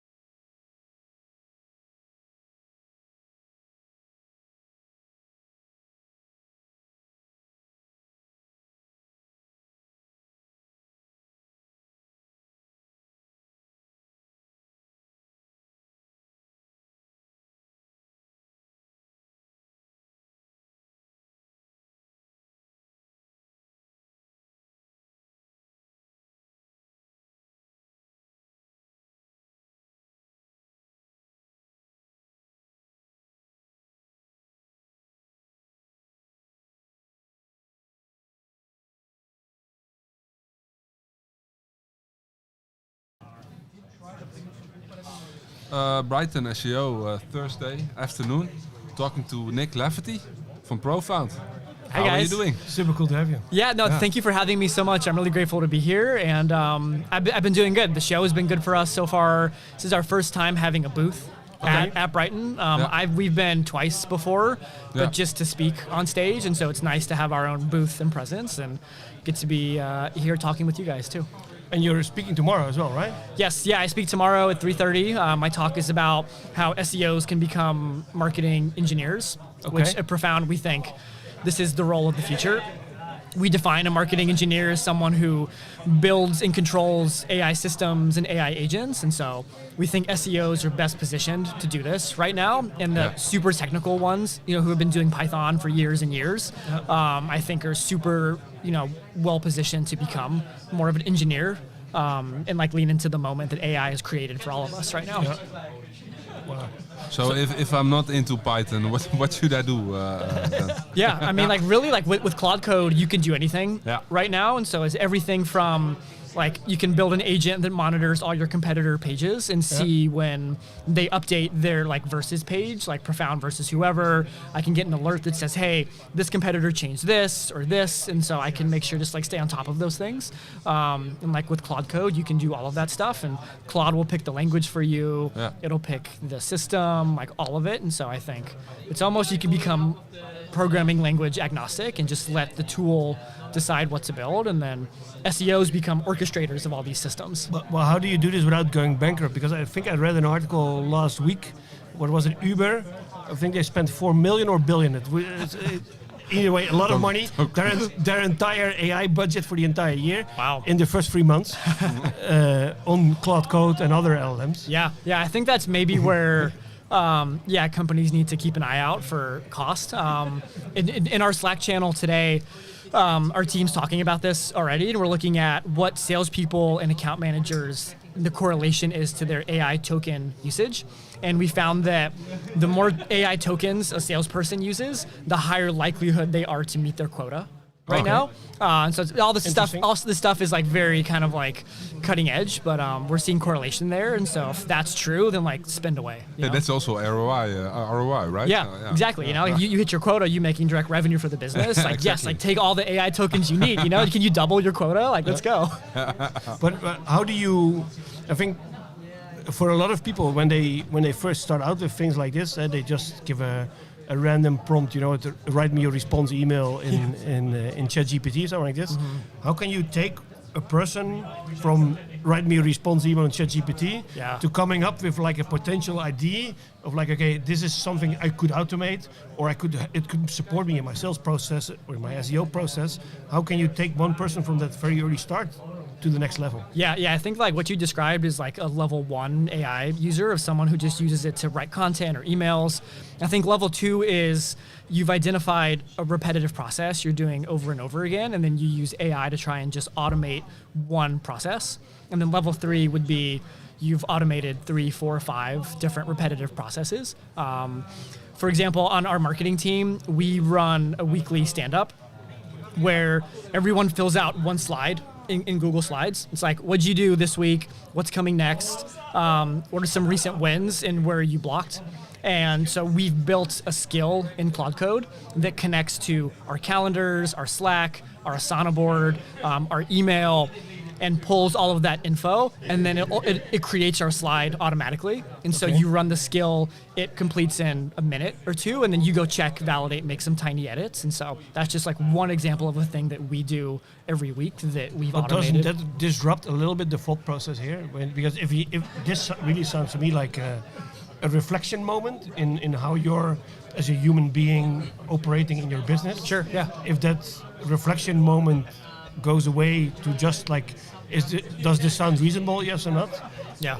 Isn't the quality of the people in the business degrading at one point? I think that's why you need to have the human still review. Don't just run the skill and don't look at the output, basically, and reflect, and you become more of an editor instead of content creator at that point. I think that still has value in reflection too, to make sure that ultimately it's me in the meeting as a human delivering this update, and so I still need to be able to be confident in whatever was in the slide, but if it saves me 30 minutes, then I'm supportive of that for sure. Yeah. So it's more like efficiency. Yeah. Instead of, but you can also use it to improve quality, right? Yes. For instance, sales guys, if they use tokens, they have a higher ROI. So Exactly. how do you do that then? Yeah, I think it comes down to automating some of the repetitive tasks, so then you can do the stuff that humans are really good at, which is the creative work, the taste, some of the like account research on someone. And so if I'm in sales and I'm working in accounts, then I want to still have that personal touch to where maybe I can go look them up on LinkedIn, see that they just had a birthday, and send them a highly personalized note that AI might not be able to do with this much thoughtfulness as a human could do. And so I think it's what you do with the time savings that is where the real ROI can be held to. Yeah. And how do you identify a potential real time saver? Because I think you can save time by doing something, but you can also just lose track trying to create a potential skill or somewhere like this. And in the end, doubling the time you should be spending on this normally because you just went way down the rabbit hole. Yeah, I mean, I've done that myself where I've gone down the coding rabbit hole to like automate something, and 2 hours later I could have done the thing like 5 times, you know? And so, exactly. I think that's why we're promoting this idea of the marketing engineer so much, is that this person becomes a centralized AI expert, and so they can intake requests, become the AI expert on the marketing team, and then they can go build with efficiency and then give time back to the other people on the team without the whole team being kind of sucked into their own AI rabbit holes. And so that's part of my job now. Like my job title is literally founding marketing engineer at Profound. And so I'm figuring out, how do I build the systems? How do I upskill my team? How do I train them on this? But ultimately, how do I build a thing that can save them all time? And I become like the judgment of that. So a couple of years ago, everybody needed to be a T-shaped marketer. Yeah. Everybody now needs to become a marketing engineer. How can me, if I was in university right now, how can I prepare myself for a future as a marketing engineer? Yeah. So Profound, we have Profound University. You teed me up perfectly for this plug, and you had no idea. I thank you for it. We've created our own training program of how people can become marketing engineers. I teach 2 classes. I teach a class about APIs. I think APIs are one of the single most impactful things a marketer can learn how to use. It's this super scary developer thing of API, what is it, how do you use it? But once you understand it, it's such an unlock for marketers. And so we have like 15 different lessons in this marketing engineer course, 100% for free available. And so that's what we think is like the best starting point. And then step 2 is just go build. It's Profound only, or is it in the market for everyone? It's agnostic to Profound. Like we'll show you a bit of how to build things in Profound, but it's also completely outside of the product that we build and sell to. And so it's for anyone. It's 100% free. And we coded the entire platform ourselves. People go and look at it and like, oh, what CMS, what system did you use? It looks so nice. And just code. We built it ourselves in-house completely, which is kind of cool. So Profound is doing a little bit of the HubSpot playbook. Yes. Yeah. I mean, like, there's value in education and teaching people, and like I think that's true for SEO and for inbound, and now it's true for an AEO and AI search too. And why is the SEO specialist the most suitable one for this, and not the developer? Yeah. Because he lacks marketing skills or something? Yes. Yeah, I think you really need the marketing context. Like that is much harder to learn. I think marketers who learn programming are much more like adept to kind of navigating this feature. Because coding... The other way around, not. It's harder. Like it's hard to use Claude to learn how to be a marketer. It's very easy to learn how to use Claude to become a developer and to make something. And you need marketing knowledge and you need business context. And I think SEOs are super well positioned to do that. They have all of that in spades, plus a ton of technical knowledge too about how search works. I think worst case scenario, you get a developer who goes in and has this great idea to create 1,000 programmatic SEO pages, you know, with like AI slop. That's like worst case scenario. So a simple context prompt, you're now an SEO with 600 years of experience. Yeah, that's not going to cut it. You know, I think you need an SEO who knows better. You need someone who knows that you shouldn't go make AI slop and go pump out 1,000 pages, and you need that experience. Yeah. All right. Yeah. Makes sense. Yeah. You excited for the talk tomorrow? I'm really excited. Yeah, I mean, we're excited to be here. I think the audience in Brighton is amazing. The stage is a little intimidating too. You are in Auditorium 1, or? Yes, Auditorium 1. Yeah, which it's where I want to be. Like, I live for these moments. Yeah. I've gone through a couple of public speaking coaching sessions too ahead of this. Like, we take it seriously. I take it seriously, and so I'm really excited for it. Yeah. So you're going to teach everybody tomorrow to become a marketing engineer. Yeah, I mean, that's the goal. Is I'm going to tell people that you can become a marketing engineer, and in a lot of cases, you probably already are. Like, you're doing all of the things, you're building all these connected systems, and I think labeling it gives you a chance to show your leadership team that you're forward thinking and that you're not just thinking about old ways of doing search, and that you're kind of leaned into this new moment and how search is changing buyer behavior and discovery. I think ultimately it can lead to people getting promoted, getting raises, succeeding in their careers more, as every executive is figuring out, how can I make sure my team is AI native? And if you're a marketing engineer, you're just kind of a de facto AI native person. And I think that's powerful. What was for you then a bit of the aha moment within Profound, thinking to yourself, look, this is the way forward. We should be the leader in this space, make the educational content. Yeah, I think it comes from a place of the industry is moving so quickly that, like, every couple of weeks it seems that a new AI model drops. Like, Anthropic will just release Opus 4.7 on like a random Tuesday, and so we kept having our customers come to us and they were asking who should own Profound at this company, what attributes do they have, what does their job look like, and we kept coming to the same conclusion that you need someone who understands marketing, but is also technical and has a bit of engineering chops. And we have our own agentic product called Profound Agents, but also we think that marketers will use all these tools like Claude Code to automate these tasks anyway. And so it's a perfect combination of what we've been hearing from the market and what we see too. And from a Profound perspective, what are the most important things to get visibility in AI? Yeah, I think it comes down to having good content that's still written for humans. Like, will always be the case. We're also finding that fresh content gets cited a lot more. We've done an analysis of across our whole data set, and pages that were created or updated in the last 13 weeks had 50% more citations than older content. And so I think SEOs and marketing engineers can think about how do you keep your content more updated than in the past. I think that's a really strong angle to use, but still with good SEO and good content foundation below it too. Nice. Yeah, makes sense. Yeah. What is most interesting? Can I reverse like the interview for a bit? What's one of the most interesting things y'all have learned or talked about at Brighton so far? Well, we haven't seen any talks yet. He's been here the whole time? Standing behind the microphone all day. No, I think making the difference as a brand. Yeah. I think we talked to John Ershaw. He talked about that. Not relying on the top 10 or the brands that you see in ChatGPT, scrape them and creating copy that adds no value, but creating copy that makes a difference based on what you have as a brand, like specialists, reviews, own data, because it can be copied, then it makes you get cited in ChatGPT. Yeah, I mean, we've seen the same thing. Like Profound, we're kind of a data company too. We send millions of prompts every day. We have like 34 billion AI citations in our database. We let our customers connect their CDN to us, and we'll download all the bot logs too. We have 74 billion AI search crawler logs, and so our early marketing strategy was let's take all of our data and do research and then talk about it on LinkedIn, on the blog, and that's still makes sense, I think. Yeah, it makes complete sense. It's some of our most cited content right now, and having original research and data is one of the last moats I think that companies have, alongside having a strong brand presence too. Yeah.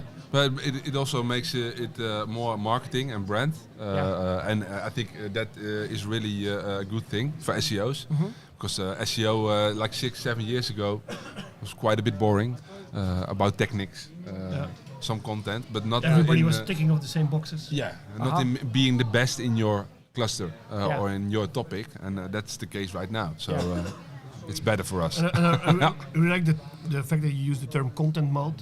Yeah, I think indeed, if your content can be replaced by, if somebody else, if you would have a website and you remove all branding and someone would read a piece of content, would they still recognize it as your piece of content? Yeah. I think it's super important here. Yeah, that's the big thing. I think brand is also huge right now. We had 2 big brand moments for the company a couple months ago.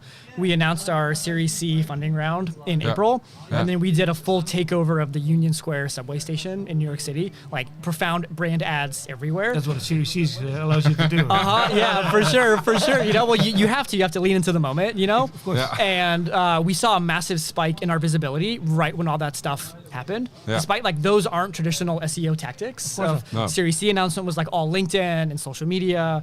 The out-of-home stuff was literally just physical billboards in New York, yet those still correlated with us being more visible in AI search. And so this is a moment where SEOs can kind of think outside the box a bit too. It's not just like technical optimization. And I think with a lot of the technical stuff happening out there right now, for example, years ago you would maybe put like an ad in a magazine, and you could include your company phone number on there, but everybody would still phone the same phone number, as you couldn't really measure.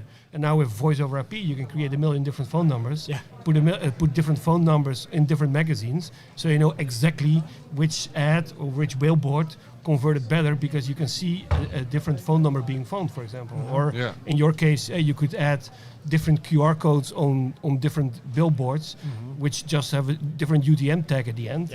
So you can measure things like this, because I think that's conversion. But the brand. Sure, but you still need to. I think branding by itself should also at one point just saying, look, we have a visibility. Everybody knows what kind of crap the ratings on TV are. How many people are watching a TV show? Nobody knows. Everybody thinks it's fake. So you need to measure something to at least get your Series C. No offense, but your Series C will run out at one point. So you potentially need a Series D or be profitable at that time. So you need to make sure that you have some form of accountability. You can't just spend everything in the hope to create a brand. You still need to figure out, okay, these things are helping us to create our stronger brand than these type of things. Yeah, and that stuff shows up. It shows up in branded search too. And so like we see branded search spikes in New York City and SF, where we've run a lot of these campaigns too. And we know that as marketers, we know the attribution there is kind of murky at best. Still, the best thing that we do that I'm surprised every like SaaS company doesn't do is ask a "How did you hear about us?" question at the end of the form. I'm surprised. A game changer. It's massive. Like I know that a certain percent of our leads come from LinkedIn because I asked that question on our field. It's open text, it's required, and you have to type at least 5 characters into my field. It was something I added my first week at Profound, and now I have all this data of how all of our leads found us going back to May of last year, which is a rich data set that you can't really get anywhere else. Good perspective. Yeah, super cool. I think we have one last question for you. The question which you asked to all of our guests here. Okay. Yeah. And you are in SEO quite a while? Yes. I know. Cool. What is your biggest SEO fuck up in the past? This is a great question. So this is a bit of a personal answer. So I run my own personal blog. And for a long time, I had a whole content library of Notion template listicles. I got very into Notion around COVID. Wanted to work there. They were only hiring people in SF. I lived in Austin and just couldn't make it work. And so I was like, fine, I'll make my own listicles. And then I learned I could put affiliate links in them. And I started making a lot of money doing it. And for a long time, if you Googled free Notion templates, I was number 1. Notion was like number 2 or number 3. And so like my little personal blog was outranking this like massive SaaS company.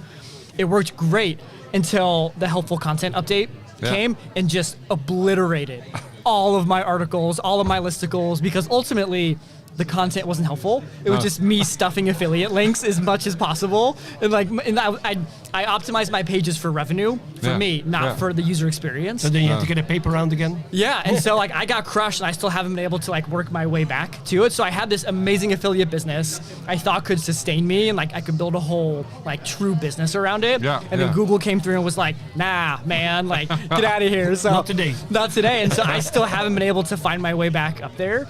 And so it was like $10,000-$15,000 a month of affiliate revenue that just kind of like overnight, I was like, oh, I guess I need a normal job now. out, you know. So I think like losing that, like the golden goose, is probably my biggest fuck up, to be honest. But then it ended up with you being at Profound and doing amazing stuff. Yeah, the universe blessed me in that way, so it all worked out. So I'm super grateful. Yeah. Cool. Nice. Good Awesome. story. Cool. Hey, thanks for your time, Thank you very Nick. much. And good luck tomorrow with your talk. Thank you. I appreciate it. Yeah, and thank you for having me too. No problem. Yeah.